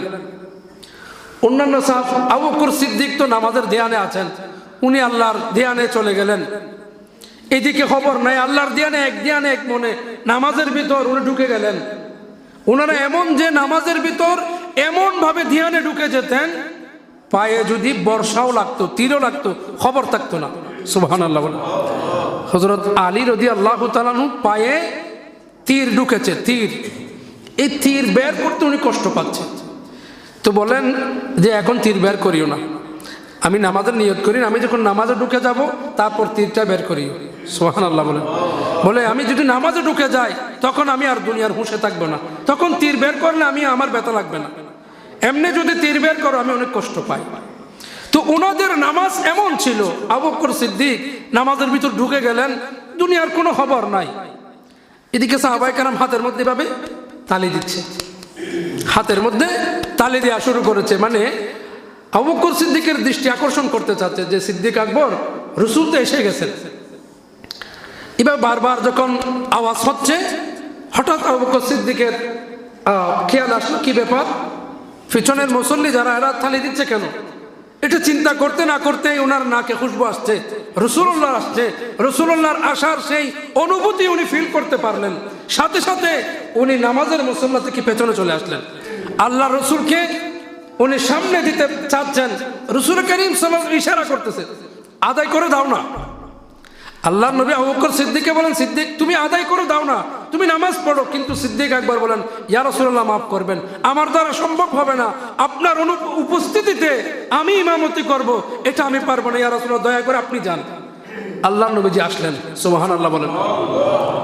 নবীজি এসে আর কয় রাকাত বাকি ছিল, এই 2 রাকাত পড়াই দিলেন।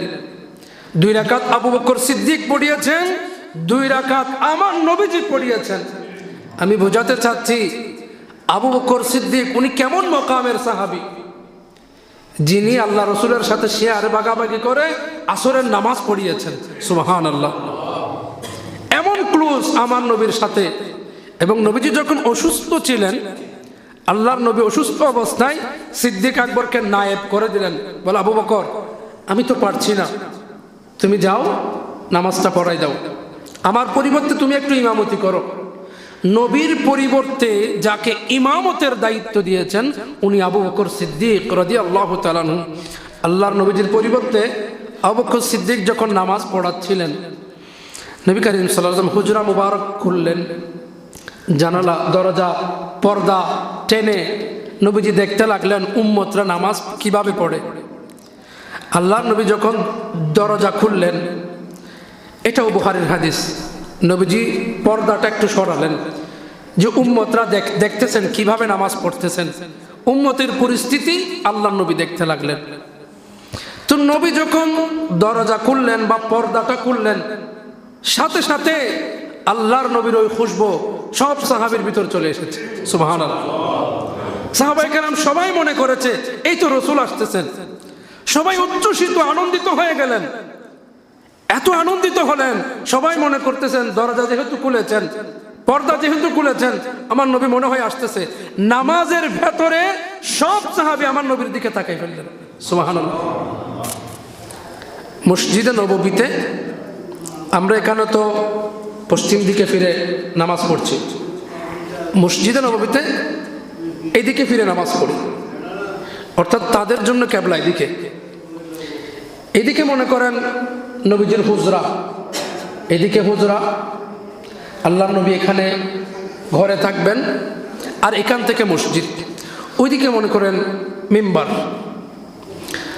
তো এখন ওনারা নামাজ আছে এইদিকে, কাতারটা এদিকে, কাতার 1 2 3 4 সবাই এদিকে ফেরানো। তো এদিক থেকে আল্লাহ রাসূল যখন পর্দাটা খুললেন, সব সাহাবী এরা তো বুঝতে পারলেন নবীজির পর্দা খোলার সাথে সাথে এদের কাছে ওই মেসেজ, ওই অনুভূতি চলে গেল, আল্লাহর নবী দরজা খুলেছেন। এখন সবাই এই কেবলা ছেড়ে এদিকে ফিরে গেলেন, এদিকে ফিরে গেলেন, সবাই রাসূলুল্লাহর হুজরার দিকে ফিরে গেলেন। আনন্দ চিত্তে নিয়ত আছে, বরাবর নিয়ত আছে, নবীর দিকে ফিরে গেলেন। আল্লাহ আবু বকর সিদ্দিকও ফিরে গেলেন। আল্লাহর নবী মুস্কে হাসলেন যে আমার উম্মতরা তো দেখি নামাজ আদায় করতেছে। নবীজি ইশারায় বললেন আবু বকর সিদ্দিক তুমি চালিয়ে যাও। সুবহানাল্লাহ বলেন, তুমি নামাজ শেষ করো। তারপর আবু বকর সিদ্দিক আবার ফিরে গেলেন, সমস্ত সাহাবী আবার ফিরে গেলেন। আমার নবীজি পর্দাটা টেনে দিলেন, নামাজ আদায় হয়ে গেল, নামাজ ভাঙে নাই। নামাজ ভাঙবে কিভাবে? নামাজ যিনি দিয়েছেন, নামাজ আমরা যেই কারণে পড়ি, এই নিয়ামতের দাতা তো নবী দুজাহান, সুবহানাল্লাহ বলেন। তো রাসূল করিম সাল্লাল্লাহু আলাইহি ওয়াসাল্লামের এত মুহিব্বিন সাহাবী আবু বকর সিদ্দিক রাদিয়াল্লাহু তাআলা আনহু, আমরা যদি ওনার স্মরণ করি, ওনার ইয়াদগারি করি, এই মেসেজ, এই তথ্য আল্লাহ ফেরেশতাদের মাধ্যমে আবু বকর সিদ্দিককেও দিচ্ছেন, হযরতে ওমর ফারুক রাদিয়াল্লাহু তাআলা আনহু ওনাকেও দিচ্ছেন, পাশাপাশি আমার নবীও এই দৃশ্য, আমাদের এই ফাতিহার দৃশ্য জানছেন। এটাতে তো কোনো সন্দেহ নাই। অন্যান্য যে উরুসগুলো আমরা ধুমে দামে করি, বিশাল আয়োজন করে সিন্নি দিয়ে, বিরিয়ানি দিয়ে আমরা যে উরুসগুলো করি, এগুলোতে তো সন্দেহ একটু হলেও আছে। সিদ্দিক আকবরের উরুস করলে এটা যে বিনা সন্দেহে কবুল হবে, নাজাতের ওসিলা হবে, এটা ইবাদত হবে, এতে তো কোনো সন্দেহ নাই। আমি তো শুরুতেই বলেছি 6টা আয়াত যার শানে, যার ব্যাপারে কোরআনের আয়াত আছে, যার প্রশংসা আল্লাহ করেন, এমন সিদ্দিক আকবরের তাজকিরা করা এটা তো ইবাদত। সাধারণ মুমিনের প্রশংসা করা যদি ইবাদত হয়, ওলির আলোচনা করা যদি ইবাদত হয়, যিকরুল আউলিয়া ইবাদত, ওলির জিকির যদি ইবাদত হয়, তা আবু বকর সিদ্দিক রাদিয়াল্লাহু তাআলা আনহুর জিকির, ওনার স্মরণ, ওনার প্রশংসা, এটা তো ইবাদতের উপর ইবাদত হবে, এটা বড় ইবাদত হবে। আল্লাহ সুবহানাহু ওয়া তাআলা এই ধরনের ইবাদত সিদ্দিক আকবরের তাজকিরা যতদিন বেঁচে থাকি এতদিন করার তৌফিক দান করুন।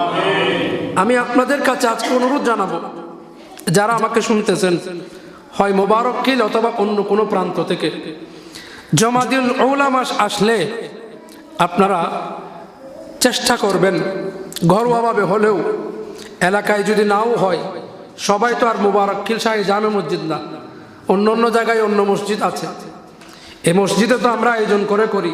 অন্য যারা করে না, যারা আফসুস করতেছে, হাই আমাদের মসজিদেও যদি এরকম একটা ফাতিহা হইতো, আমরাও সিদ্দিক আকবরের এই আলোচনার মজলিসে বসতে পারতাম, একটা উসিলা হয়তো, এইরকম যারা আফসুস করতেছেন তাদের জন্য বলবো, আপনারা ঘরোয়াভাবে সিদ্দিক আকবরের একটা ফাতিহার আয়োজন করবেন, একজন হুজুরকে দাওয়াত করবেন, দাওয়াত করে বলবেন যে হুজুর, আজকে আমরা সিদ্দিক আকবরের জন্য একটু ফাতিহার আয়োজন করতেছি, আপনি কিছু দোয়া দরুদ পড়ে, সূরা ফাতিহা, সূরা ইখলাস পড়ে আপনি একটু সিদ্দিক আকবরের উদ্দেশ্যে ইসালা সওয়াব পাঠিয়ে দেন, আমাদের পক্ষে একটু সুপারিশ করে দেন। এই কাজটুকু তো সহজ, ঘরে বসে করা যায়। প্রতি বছর সিদ্দিক আকবরকে স্মরণ করবেন, সবসময় আবু বকর সিদ্দিককে স্মরণ করবেন। আমরা এটা যেহেতু চালু করেছি, সিদ্দিক আকবরের উপর আমরা আলোচনা এমনিতেও টপিকস করে জুমার আলোচনায় আসবে। আমি যেহেতু এই আলোচনা ধরেছি, এটা টপিকস হিসেবে আসবে আবু বকর সিদ্দিকের মাকে, উনার বাবাকে, উনার সন্তান কয়জন, স্ত্রী পুত্র সব মিলিয়ে পরিবারটা কেমন ছিল, জিন্দিগিটা কেমন ছিল, উনার জীবনীটা জানা দরকার। এ ব্যাপারে অনেক বই আছে, আমরা এই ধরনের মাহফিলে ওনার পুরো বিস্তারিত জীবনী হয়তো অদূর ভবিষ্যতে আপনাদেরকে শোনাইতে পারবো, যদি এটা আরেকটু বড় হয়, এই আয়োজন আরেকটু বড় হয়। ধরেন সবার মধ্যে সিদ্দিক আকবরের প্রেম জেগেছে, সাহাবীর প্রেম জেগেছে, সত্যের পথ দেখেছে, সবাই যদি আগ্রহী হয়, একটা আয়োজন করি, একটা নির্দিষ্ট লং টাইম ধরে 2 ঘন্টা 3 ঘন্টা একটা সময় যদি হাতে আসে, সবাই যদি আগ্রহ দেখায়, তো আমরা জীবনের উপর আলোচনা করতেই পারি। ওনার জীবনীটা আমরা আলোচনা করব, ওনার যাবতীয় কর্ম কেমন ছিল, কিভাবে আমাদের সন্তানদেরকে সিদ্দিক আকবরের আদর্শে আদর্শিত করতে পারি, সিদ্দিক আকবরের আদর্শটা কেমন, নবী প্রেমের ধরনটা কেমন ছিল। ইতিমধ্যে আমরা ওটা আলোচনা করেছিও, আমরা আরো বিস্তারিত আলোচনা করার ভবিষ্যতে চেষ্টা করব। একটু বরকতান কোরআনে কারীমের ওই আয়াতকে একটু স্মরণ করি। আল্লাহ বলেন, বিসমিল্লাহির রহমানির রহিম, ইল্লা তানসুরুহু ফাকাদ নাসারাহুল্লাহ إذ أخرجه الذين كفروا ثاني اثنين إذ هما في الغار إذ يقول لصاحبه লা তাহজান ইন্নাল্লাহা মা'ানা فأنزل الله سكينته عليه وأيده بجنود لم تروها وجعل كلمة الذين كفروا السفلى وكلمة الله هي العليا والله عزيز حكيم الله পাক বলেন ইয়া রাসূলুল্লাহ আপনি জানিয়ে দেন ইদ ইল্লা তানসুরুহু ফাকাদ নাসারাহুল্লাহ এ আমার উম্মত তোমরা যদিও আমি নবীকে সাহায্য কেউ না করো আমার জন্য আমার আল্লাহই যথেষ্ট আল্লাহ সাহায্যকারী আছেন ইয আখরাজাহুল্লাযীনা কাফারু যখন কাফেররা আমি নবীকে বের হতে বাধ্য করলো মক্কাতুল মুকাররমা থেকে আমি বের হয়ে গেলাম মদিনার উদ্দেশ্যে রওনা হয়ে গেলাম আবু বকর সিদ্দিক আমি নবীর জীবন বাঁচানোর জন্য ছটফট করেছে সিদ্দিক আকবর আমাকে পরামর্শ দিয়েছে ইয়া রাসূলুল্লাহ আপনি সোজা পথে যাবেন না কাফের মুশরিক আমাদেরকে আক্রমণ করে বসতে পারে কাফের মুশরিক এরা ঘোষণা দিয়েছে আপনি নবীকে ধরতে পারলে 1000 দিরহাম 100 উটের এরা প্রস্তাব ঘোষণা করে দিয়েছে আপনি যায়েন না আসুন আমরা একটু বিপরীত দিকে যাই হযরত আবু বকর সিদ্দিক নবীকে পরামর্শ দিলেন নবীজি আবু বকর সিদ্দিকের পরামর্শ মেনে নিলেন প্রথমে পেছনের দিক থেকে গেলেন পেছনের দিকে গিয়ে গারে সৌর একটা বড় বিশাল পাহাড় আছে সিদ্দিক আকবর বলেন ইয়া রাসূলুল্লাহ এই উঁচু পাহাড়ের ভেতর আমরা পাহাড়ে উঠে দুই একদিন একটু রেস্ট করি পাহাড়ে উঠে কাফেরদেরকে একটু ধোঁকা দেওয়ার চেষ্টা করি নবীজি বলেন ও আবু বকর এত উঁচু পাহাড় সিদ্দিক আকবর বলেন ইয়া রাসূলুল্লাহ আপনার জন্য আমার জান কুরবান ইয়া রাসূলুল্লাহ আপনাকে কষ্ট করে উঠতে হবে না আপনি আমার কাঁধে উঠুন আমি আবু বকর আপনাকে পাহাড়ে তুলবো এত উঁচু পাহাড় এখনো পর্যন্ত যে পাহাড়ে স্বাভাবিকভাবে উঠতে 2 থেকে 2.5 ঘন্টা সময় লাগে এত উঁচু পাহাড় 2500 ফিট উঁচু ওই পাহাড়ে কোনো সিঁড়ি নাই কিছুই নাই ওই স্যাঁতস্যাঁতে পাহাড়ের মধ্যে নিজের জানের রিস্ক নিয়ে আবু বকর সিদ্দিক নবীকে কাঁধে করে নবীকে কিছুক্ষণ কাঁধে করে কিছুক্ষণ হাতে ধরে এভাবে আল্লাহর নবীকে পাহাড়ের উপর তুললেন বিরাট একটা পাথর আছে পাথরের একটা মুখ ছোট্ট একটা মুখ আছে ওই মুখ দিয়ে প্রবেশ করলে বিশাল গর্তের মতো একটা স্থান আবু বকর সিদ্দিক বলেন ইয়া রাসূলুল্লাহ আপনি একটু দাঁড়ান আমি একবার ভেতরে ঢুকে কোথায় কি আছে একটু পরিষ্কার করি ইয়া রাসূলুল্লাহ এই উঁচু পাহাড়ের মধ্যে বিষাক্ত কীটপতঙ্গ পোকামাকড়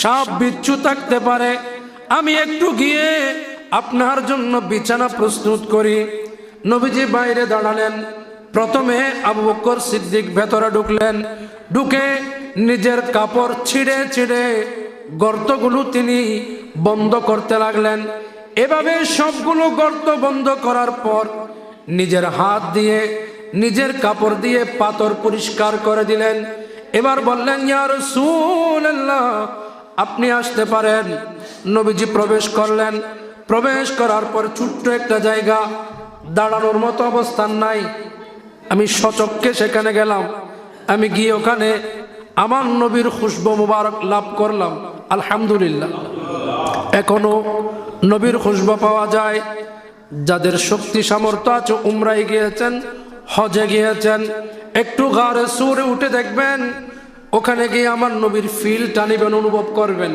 কোন জায়গায় নবীজি বসেছেন ওই জায়গায় নবী প্রেমিকরা যায় দাঁড়ানোর মতো এত স্কোপ নাই এইভাবে নিচু হয়ে থাকতে হয় ছোট্ট একটা জায়গা একটা পাথর এইভাবে উঁচু থেকে নিচু এরকম পাথরের সামনে আমার নবীকে বসার জন্য সিদ্দিক আকবর বলেন ইয়া রাসূলুল্লাহ অনেক কষ্ট হয়েছে একটু রেস্ট নেন। নবী গো, আপনি যদি কিছু মনে না করেন, আমি আবু বকর সিদ্দিক, আপনি নবীর জন্য আমি একটু নিজেকে বালিশ বানিয়ে দিতে চাই, আপনি আমার উপর একটু আরাম ফরমান। সুবহানাল্লাহ। আমার নবীজি রাজি হলেন। সিদ্দিক আকবর বালিশ হয়ে গেলেন। নিজের রান মুবারককে আমার নবীর জন্য বালিশ বানালেন। নবী গো, নবুয়তের সের মুবারক আমার রানের মধ্যে রাখেন, আপনি একটু আরাম ফরমান, আমি আবু বকর সিদ্দিক আপনাকে দেখি। সুবহানাল্লাহ বলেন। কয়েকটা গর্ত ছিল, নিজের পা দিয়ে গর্তগুলো ডেকে রাখলেন। আমার নবী যেখানে যাই, সৃষ্টির প্রত্যেক কিছু আমার নবীকে চিনে, আমার নবীকে সালাম দেয়। পাহাড় খুশিতে সেদিন উদ্বেলিত, গারে সোর ওই পাথরগুলো খুশিতে আনন্দে উদ্বেলিত। আমাদের ভেতর নবী এসেছেন। ওই গর্তের ভিতর শত শত বছর ধরে একটা সাপ অপেক্ষায় ছিল, আল্লাহর নবী আসবেন, নবীর দিদার করবেন। একটা সাপ, সে বুঝতে পেরেছে সামনে আমার নবী, নবীজি বসে আছেন। নবীর খুশবু সাপের নাকের ভেতরেও গিয়েছে। সাপ বের হতে চায়, কিন্তু উপরে তো আবু বকর সিদ্দিকের পা, সিদ্দিক আকবরের পায়ের কারণে সাপ বের হইতে পারে না। সাপ বের হইতে চাচ্ছে নবীজির একটু দিদার নেয়ার জন্য। সুবহানাল্লাহ। অবশেষে বাধ্য হয়ে সাপ সিদ্দিক আকবরকে দর্শন করলো, কামড় বসিয়ে দিল। সিদ্দিক আকবর বিষে বিষাক্ত হতে লাগলেন, শরীর কালো হয়ে যাচ্ছে, চোখ বেয়ে পানি পড়তেছে। কিন্তু আমার নবীকে বলছেন না, ওগো আল্লাহর নবী, আমাকে সাপে বা কোনো বিষাক্ত প্রাণী কামড় দিয়েছে, আমি সইতে পারি না, এই কথা বলেন নাই। সিদ্দিক আকবর বলে, প্রয়োজনে নিজের জান এখানে কুরবান করে দেব, তবু আমার নবীর এই আরামের মধ্যে ডিস্টার্ব করব না। সিদ্দিক আকবরের চোখের পানি এসে নবীর নূরানি চেহারায় আনোয়ারে পড়লো। আমার নবী চক্ষু মুবারক খুললেন, দেখা যায় সিদ্দিক আকবরের চোখ থেকে পানি পড়ে। আবু বকর, কি কারণে কাঁদো? পরিবারের কথা মনে পড়লো নাকি? সিদ্দিক আকবর জানিয়ে দিলেন, না না, ইয়া রাসূলুল্লাহ, ফিদাকা আবি ওয়া উম্মি, ইয়া রাসূলুল্লাহ, আমার মা বাবা আপনার কদমে কুরবান। নবী গো, কিছু একটা আমাকে কামড় দিয়েছে, বিষের যন্ত্রণায় সহ্য করতে পারছি না, এ কারণে চোখ বেয়ে পানি পড়েছে। সাথে সাথে আমার নবী উঠে গেলেন। উঠে কোথায় কোথায় দেখি বলে পা দেখালেন, নবী থুতু মুবারক লাগিয়ে দিলেন। সাথে সাথে সিদ্দিক আকবর সুস্থ হয়ে গেলেন। সাপ বের হয়েছে, আমার নবীকে সালাম জানিয়েছে, আসসালাতু ওয়াসসালামু আলাইকা ইয়া রাসূলুল্লাহ বলে সাপ বিদায় নিয়েছে। সুবহানাল্লাহ বলে। এই যে গর্তের ভেতর একজন আমার নবী, আরেকজন হযরতে আবু বকর সিদ্দিক রাদিয়াল্লাহু তাআলা, একথা আল্লাহ পাক বলেন, সানিয়া ইসনাইনি ইয হুমা ফিল গার, গর্তের ভেতর দুইজন ছিলেন, দুইজনের মধ্যে একজন ইয ইয়াকুলু লিসাহিবিহি, যিনি তার সাহাবীকে বলেছেন, অর্থাৎ রাসূল করিম সাল্লাল্লাহু আলাইহি ওয়াসাল্লাম তার সাহাবী আবু বকরকে বলেন, লা তাহজান, ও আবু বকর, তুমি ভয় পেও না, ভয় পেও না, ইন্নাল্লাহ মা'ানা, আমাদের সাথে, আমরা শুধু দুইজন নই, স্বয়ং আল্লাহ পাক রব্বুল আলামিন আমাদের সাথে আছেন। কাফের মুশরিক যখন সামনে এসে গিয়েছে, কাফের মুশরিক যখন পায়ের আওয়াজ রাসূলুল্লাহি সাল্লাল্লাহু আলাইহি ওয়াসাল্লাম ওয়া হুয়া কাঈমুন সুম্মা জালাসা ফাসাল্লা ওয়া হুয়া কাঈদুন ওয়া কানা খালাফা আবি বকরিন রাদিয়াল্লাহু তাআলা। অর্থাৎ এটাও যে ওই একটা হাদিস বললাম, আল্লাহর নবীর বর্তমানে এবং আল্লাহর নবীর অবর্তমানে, নবীজির মুসাল্লায় নামাজ পড়ার জন্য, ইমামতি করার জন্য যিনি সুযোগ পেয়েছেন তিনি হচ্ছেন আবু বকর সিদ্দিক রাদিয়াল্লাহু তাআলা।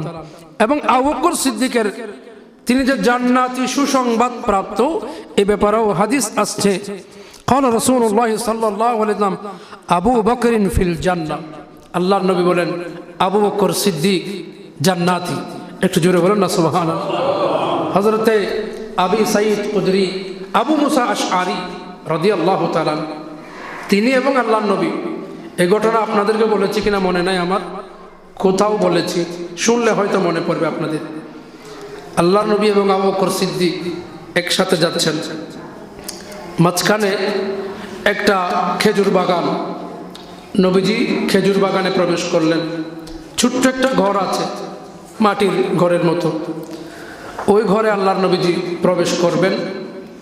সাথে নবীর সাহাবী আবি মুসা আশআরী রাদিয়াল্লাহু তাআলা আনহু, এটা বুখারীর হাদিস। তো বলছেন আমি একটু হাজত সারব, নবীজি বলছেন আমি একটু হাজত সারব, তুমি এখানে দাঁড়াও, আমি একটু হাজত সারি, কাউকে ঢুকতে দিও না। আল্লাহর নবী হাজত সারলেন, সেরে ঘরে বসে একটু রেস্ট নিচ্ছেন। আবু মুসা আশআরী নবীর সামনে আসলেন। আল্লাহর নবী বলেন দরজা বন্ধ করে দাও, দরজা বন্ধ করে দাও, কেউ আসলে আমি যতক্ষণ অনুমতি দেব না এতক্ষণ ঢুকতে দিও না। কিছুক্ষণ পর টুকটুক করে আওয়াজ হচ্ছে, দরজায় আওয়াজ হচ্ছে। তখন আল্লাহর নবী বলেন যে আসছে তাকে ঢুকতে দাও এবং তাকে জান্নাতের সুসংবাদ দাও। তাহলে বোঝা যায় বাইরে যে দরজায় নক করছে উনি কে হতে পারে এটা আমার নবী জানে। শুধু জানে এমন নয়, তার দুনিয়া থেকে চলে যাওয়ার পর তার অবস্থান কোথায় হবে এটাও জানে। নয়তো আমার নবী তাকে জান্নাতের সুসংবাদ কেমনে দিলেন? কে জান্নাতে যাবে কে জাহান্নামে যাবে এটা আমরা জানি না, কিন্তু আমার নবী জানে। আমার নবী জানে এই যে ভবিষ্যতে কি হবে না হবে জানা, এটাকে বলে ইলমুল গায়েব, গায়েবের খবর। আমার নবী ইলমুল গায়েব জানেন, আল্লাহ জানিয়েছেন। আল্লাহ আলিমুল গায়েব, আল্লাহ ভবিষ্যতের খবর জানে। আল্লাহ হচ্ছে নিজস্ব ক্ষমতায় জানে, সত্তাগত জানে, আর নবী আল্লাহর দেয়া ক্ষমতায় জানে। নবী নিজস্ব ক্ষমতায় নয়, নবীকে জানায় কে? আল্লাহ। এটা এই জন্য বলতেছি, অনেকে এখানে শিরিক মনে করে, বলে আলেমুল গায়েব তো আল্লাহ। আপনারা নবীকে কেমনে আলেমুল গায়েব বলেন? গায়েব তো আল্লাহ জানে, নবী কেমনে জানে? এ কেমনে করে অনেকে প্রশ্ন করে, বুঝে আসে না। তাদের জন্য বলছি আমার নবী আল্লাহ জানিয়েছেন বলেই জানে। তাহলে আর কোনো শিরিক আছে? শিরিক নাই। তো আমার নবী বললেন তাকে আসতে দাও এবং তাকে জান্নাতের সুসংবাদ দাও। আবি মুসা আশআরী রাদিয়াল্লাহু তাআলা তিনি পুলকিত হলেন, আনন্দিত হলেন, একটু দৌড়ে গেলেন। দেখি কোন সৌভাগ্যবান আল্লাহর নবী যাকে জান্নাতের সার্টিফিকেট দিয়ে দিলেন, ওই জান্নাতি মানুষকে দেখার জন্য একটু দৌড়ে গেলেন। উনি দৌড়ে গিয়ে দরজা খুললেন। দরজা খুলে যাকে দেখা গেল উনি হচ্ছেন আবু বকর সিদ্দিক রাদিয়াল্লাহু তাআলা। একটু জুড়ে বলেন না সুবহানাল্লাহ। আবু বকর সিদ্দিককে জড়িয়ে ধরলেন, ভাই আবু বকর তোমার জন্য সুসংবাদ, আল্লাহর নবী তোমাকে জান্নাতের সুসংবাদ দিতে বলেছে। সুবহানাল্লাহ। সিদ্দিক আকবরকে ধরে আনলেন, হাতে ধরে ইস্তেকবাল করলেন, আসেন, নবীজির পাশে বসালেন। বসতে না বসতে আবার দরজা ঠুকা দিল। আল্লাহর নবী বলেন দরজা খুলো, তাকেও আসতে দাও এবং জান্নাতের সুসংবাদ দাও। সুবহানাল্লাহ। দেখেন নবীজি ওখানে বসে বসে জান্নাত দিয়ে দিচ্ছেন। দেখা গেল দরজা খোলার পর যিনি আসছেন উনি হযরত উমর ফারুক রাদিয়াল্লাহু তাআলা। এরপর আবার দরজা টোকা দিচ্ছে আল্লাহর নবী। এবার বললেন তাকে আসতে দাও। এবার জান্নাতের বিষয়ে উনি একটু নীরব ছিলেন, একটু নীরব থাকার পর বলতেছেন তাকে আসতে দাও এবং তাকে বলো তার সামনে একটা মুসিবত আছে, এই মুসিবত যদি কাটিয়ে উঠতে পারে তো তার জন্যও জান্নাতের সুসংবাদ। সুবহানাল্লাহ। দরজা খুলে দেখা যায় উনি আর কেউ নয়, উনি হযরত উসমান ইবনে আফফান রাদিয়াল্লাহু তাআলা আনহু। ঠিক ওই ওনার জীবনে মুসিবত এসেছে এবং উনি মুসিবতকে কাটিয়েও উঠেছেন। সুবহানাল্লাহ। ওনার জীবনে অনেক মুসিবত আসছে। হযরত উসমান জিন নুরাইন রাদিয়াল্লাহু তাআলা আনহু, ওনাকে মানুষ স্বজন প্রীতির অভিযোগ দিয়েছে। সাহাবায়ে কেরামদের ভেতরে ওনার উপর অনেক মুসিবত আসছে। ওনাকে কেউ স্বজন প্রীতির অভিযোগ দেয়, কেউ চাকরির ক্ষেত্রে যাদেরকে চাকরি বদলি করেছে এরকম অভিযোগ দিচ্ছে, কেউ কোরআন পুড়িয়ে ফেলার অভিযোগ দিচ্ছে, বিভিন্ন ধরনের মুসিবত হযরত উসমানের উপর আসছে। হযরত উসমান রাদিয়াল্লাহু তাআলা আনহু সব মুসিবত ওভারকাম করে, সব মুসিবতে ধৈর্য ধারণ করে তিনি আল্লাহর কোরআনকে, পরিপূর্ণ কোরআনকে জমা করতে সক্ষম হয়েছেন। বলুন সুবহানাল্লাহ। তো এই যে ঘটনাটা, এটা আপনাদেরকে আগে বলেছি, আমি কোথায় যেন বলেছি, এটা বুখারী শরীফে আছে। তো এখান থেকে বোঝাতে চাচ্ছি আল্লাহ নবী সাল্লাল্লাহু আলাইহি ওয়াসাল্লাম আবু বকর সিদ্দিককে কত ভালোবাসতেন।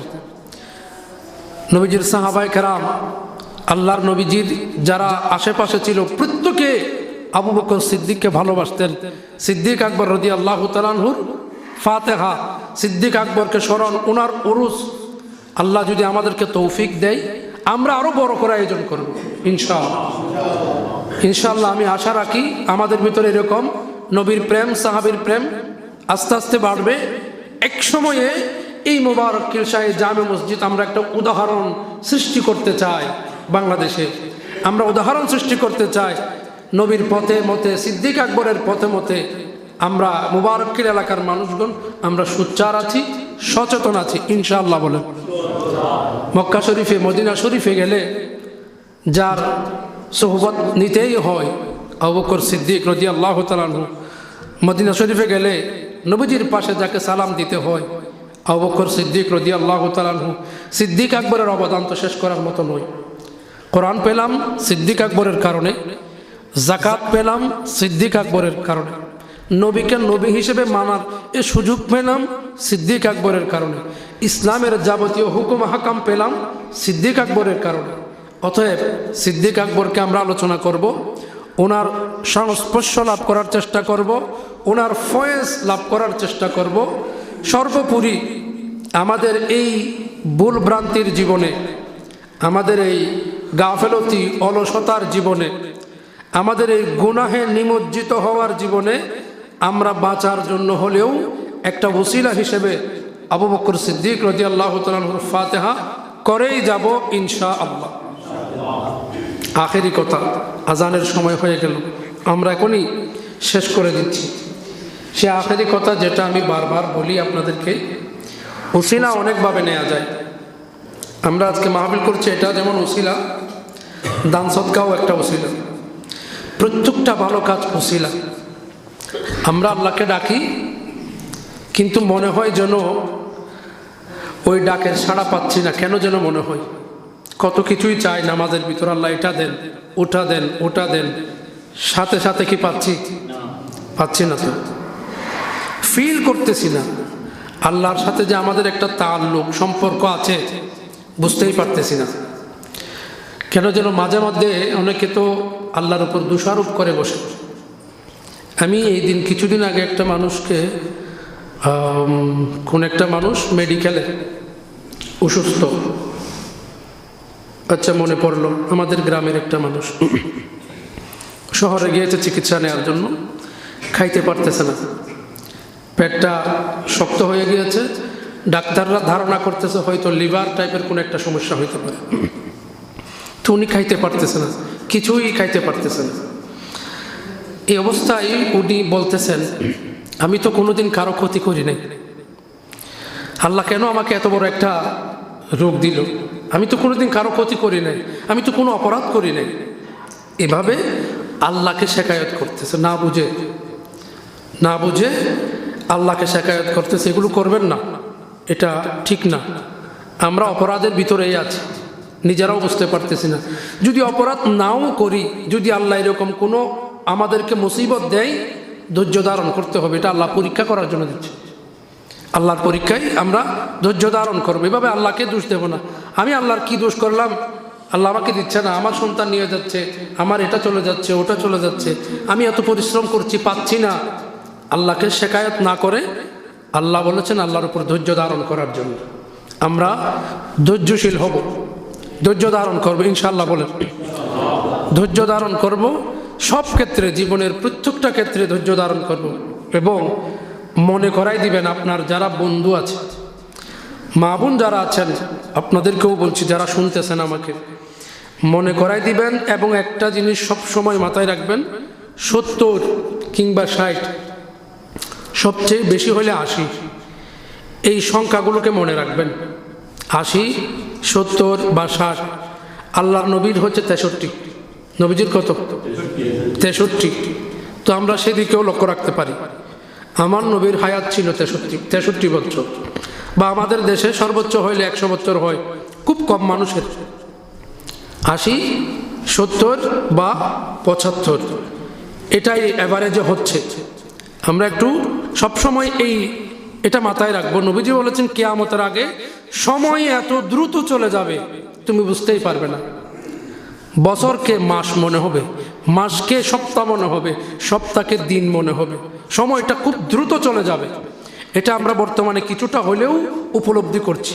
দেখতে দেখতে 2020 চলে গেল, এই যে করোনা আসলো, দেখতে দেখতে 5 বছর হয়ে গেছে, বুঝতেই পারতেছি না সময়টা কিভাবে চলে যাচ্ছে। খুব দ্রুত চলে যাচ্ছে। নদীর পানি যেভাবে দ্রুত চলে যাচ্ছে, একবারের জন্য ব্যাক হচ্ছে না। আমাদের হায়াত এইভাবে দ্রুত চলে যাচ্ছে। এখন যাদের বয়স 50, ধরে নেন আপনি আর 15 থেকে 20 বছর এই দুনিয়ায় আছেন। যাদের বয়স 40, ধরে নেন 30 থেকে 35 বছর আর দুনিয়ায় আছেন। এই 35, এই 20 বছর কোন দিকে চোখের পলকে চলে যাবে বুঝতেই পারবেন না। এই যে আপনার এই টাকার জন্য, বাড়ির জন্য, গাড়ির জন্য, সম্পত্তির জন্য, সন্তানকে মানুষ করার জন্য আপনার যে আহাজারি, আপনার যে চেষ্টা, আপনার প্রচেষ্টা, হারাম হালাল কিছু না চিন্তা না করে এই যে দুনিয়ার জন্য পাগল হয়ে যাওয়া, মাত্র 20টা বছর পরে আপনার সন্তানও থেকে যাবে, ঘর বাড়ি থেকে যাবে, একেবারে খালি হাতে চলে যেতে হবে, কিছুই যাবে না। যাবে এই ধরনের মাহফিল, যাবে এই ধরনের ফাতেহায় বসা এই সময়টা, এটা যাবে, আপনার সাথে যাবে। কবরে গিয়ে এটা আপনাকে বাঁচাবে। কোরআনে কারীমের তিলাওয়াত শুনেন অথবা পড়েন, এটা দেয়াল হবে কবরে। হাদিস আছে, যারা কোরআন পড়ে, কোরআন শুনে, এই কোরআনের আয়াতগুলো কবরে দেয়াল হয়ে যাবে। চতুর্দিকে যখন আযাবের ফেরেশতা আযাবের লাঠি নিয়ে আসবে, কোরআনের আয়াত দাঁড়িয়ে যাবে সামনে, বলবে একে আঘাত করতে পারবে না, এ আমাকে তিলাওয়াত করতো, আমাকে শুনতো, আমাকে মোহব্বত করতো। সুবহানাল্লাহ। তো যেটা কবরের সাথী, মাত্র 20 বছর, 25 বছর, 30 বছর আমাদের যাদের হায়াত, আমরা একটা ধারণা করতেছি। আসলে তো 20 বছর 25 বছর বাঁচে কিনা এটারও কোনো গ্যারান্টি নেই। আগামী বছরও আমরা হয়তো চলে যেতে পারি, আগামী মাসেও হয়তো আমরা নাও থাকতে পারি। এই যে এটা একটা আইডিয়া করে বলতেছি, এই আইডিয়াটাও কিন্তু বাস্তব। আমরা যারা এখানে মুরব্বীরা যারা আছি, আর 50 বছর আপনারা কেউ নাই, আমি মুরব্বীদের কথা বলছি, আর 50 বছর কেউ নাই। তাহলে আপনার আর হায়াতটা, আমরা যখন নিজেরা বুঝে গিয়েছি আমার নির্দিষ্ট স্থান কোনটা, এটা জেনেও আমরা অনেকে না জানার ভান ধরে বসে আছি। নিশ্চিত জানি যে ওই তো কয়দিন পরে আমার ঘন্টা বেজে যাবে, ওই বড়ই পাতা থেকে একটা পাতা ঝরে পড়ে যাবে, মালাকুল মউত সামনে আসবে, ভয়ঙ্কর চেহারা নিয়ে আমার রুহটা কবজ করবে। কবজ করার পর সব শেষ, সব ফিনিশ। এরপর কেউ মনেও রাখবে না। এমন এমন কবরস্থান আছে, আপনারা তো ভাগ্যবান, 5 ওয়াক্তে 5 বার জিয়ারত পাচ্ছেন। এমন এমন কবরস্থান আছে বছরে 1 বার জিয়ারত পায় না, মাসে পায় না, শুধু ঈদের দিন জিয়ারত করে। যে সন্তানের জন্য মাথার গাম পায়ে ফেলে ডাক্তার, ইঞ্জিনিয়ার, কবিরাজ অনেক কিছু বানিয়েছেন, ওই সন্তান হয়তো বছরে রমজান মাস আসলে একটা খতম পড়াই শেষ করে দেয়, এরপর আর খবর নেয় না। কবরে মাটি থেকে গাছপালা জঙ্গল হয়ে আছে, ফিরেও তাকায় না, ঘর বাড়ি সব রয়ে গিয়েছে। যেভাবে আসছি সিরিয়াল মেনটেন করেছি, যাওয়ার সময় কোনো সিরিয়াল নাই, আছে সিরিয়াল নাই। এই বাস্তব সত্যগুলোকে আমরা উপলব্ধি করব, বারবার উপলব্ধি করব। এগুলো যতবার উপলব্ধি করব, এতবার আমরা ভালো মানুষ থাকতে পারবো, কলব নূর প্রবেশ করবে, আমরা হেদায়েত হতে পারবো। এই জন্য আল্লাহর নবী বলেছেন বারবার কবরস্থানে যাও, কবরস্থানে বারবার যাও, তাহলে তোমার আসল ঠিকানা তুমি বুঝতে পারবে, এখানেই তোমার গন্তব্য। অতএব আমরা একটু কবরের চিন্তাটা যদি মাথায় রাখতে পারি, তাহলে দুনিয়ার আর যেই ফাহেসাগুলো আছে, যে লোভগুলো আছে, যে অহংকারগুলো আছে, এটা নিমিষেই আমরা বাদ দিতে পারি। এটা সহায়ক হবে কবরের চিন্তা করার মাধ্যমে, নিজের শেষ দিনটাকে কল্পনা করার মাধ্যমে। একটু কল্পনা করবেন, যদি আমি আজকে মারা যাই বা আমি 10 বছর পর মারা যাই, মারা যাওয়ার পরে আমার জন্য জিয়ারত কে কে করতে পারে একটা ধারণা করবেন। আমি মারা যাওয়ার পর কোন কোন মানুষটা আমার জন্য কান্না করতে পারে, কোন কোন মানুষটা আফসোস করতে পারে, আরে মানুষটা ভালো ছিল, তার জানাজায় একটু যেতে পারলে ভালো হয়। কল্পনা করবেন এরকম আপনার জন্য মানুষ আপনি তৈরি করতেছেন কিনা। এইগুলো তৈরি করার জন্য আপনাকে সমাজের এই ভালো কাজগুলো করতে হবে।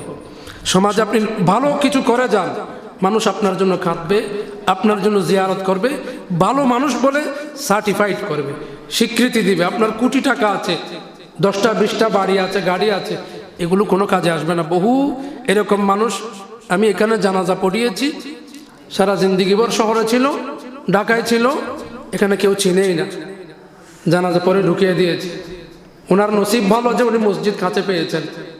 এই মসজিদ কাছে না পাইলে কি হয়তো আল্লাহু আলাম, অনেক জায়গায় আছে। তো আপনারা ভাগ্যবান, অনেক দিক দিয়ে ভাগ্যবান। একটু আরেকবার আলহামদুলিল্লাহ বলেন। জিয়ারতকারী তৈরি করবেন। আমি যেই হেফজখানার স্বপ্ন দেখলাম, আল্লাহু আলাম এটা কবুল হয় কিনা। আমার তো মাঝে মধ্যে মনে হচ্ছে হবে না, হবে না, কারণ কিয়ামতের আলামতগুলো প্রকাশ হচ্ছে। আমি বারবার বলে যাচ্ছি, কিন্তু ফিডব্যাকটা ওভাবে পাচ্ছি না। একটা কোরআনের মজলিস এখানে তৈরি করা গেলে আরো ভালো হবে, আরো ফায়দা হবে, সবার জন্যই ভালো হবে। আল্লাহ পাক আজকের এই হাজিরি, আজকের এই মজলিসকে কবুল করুন।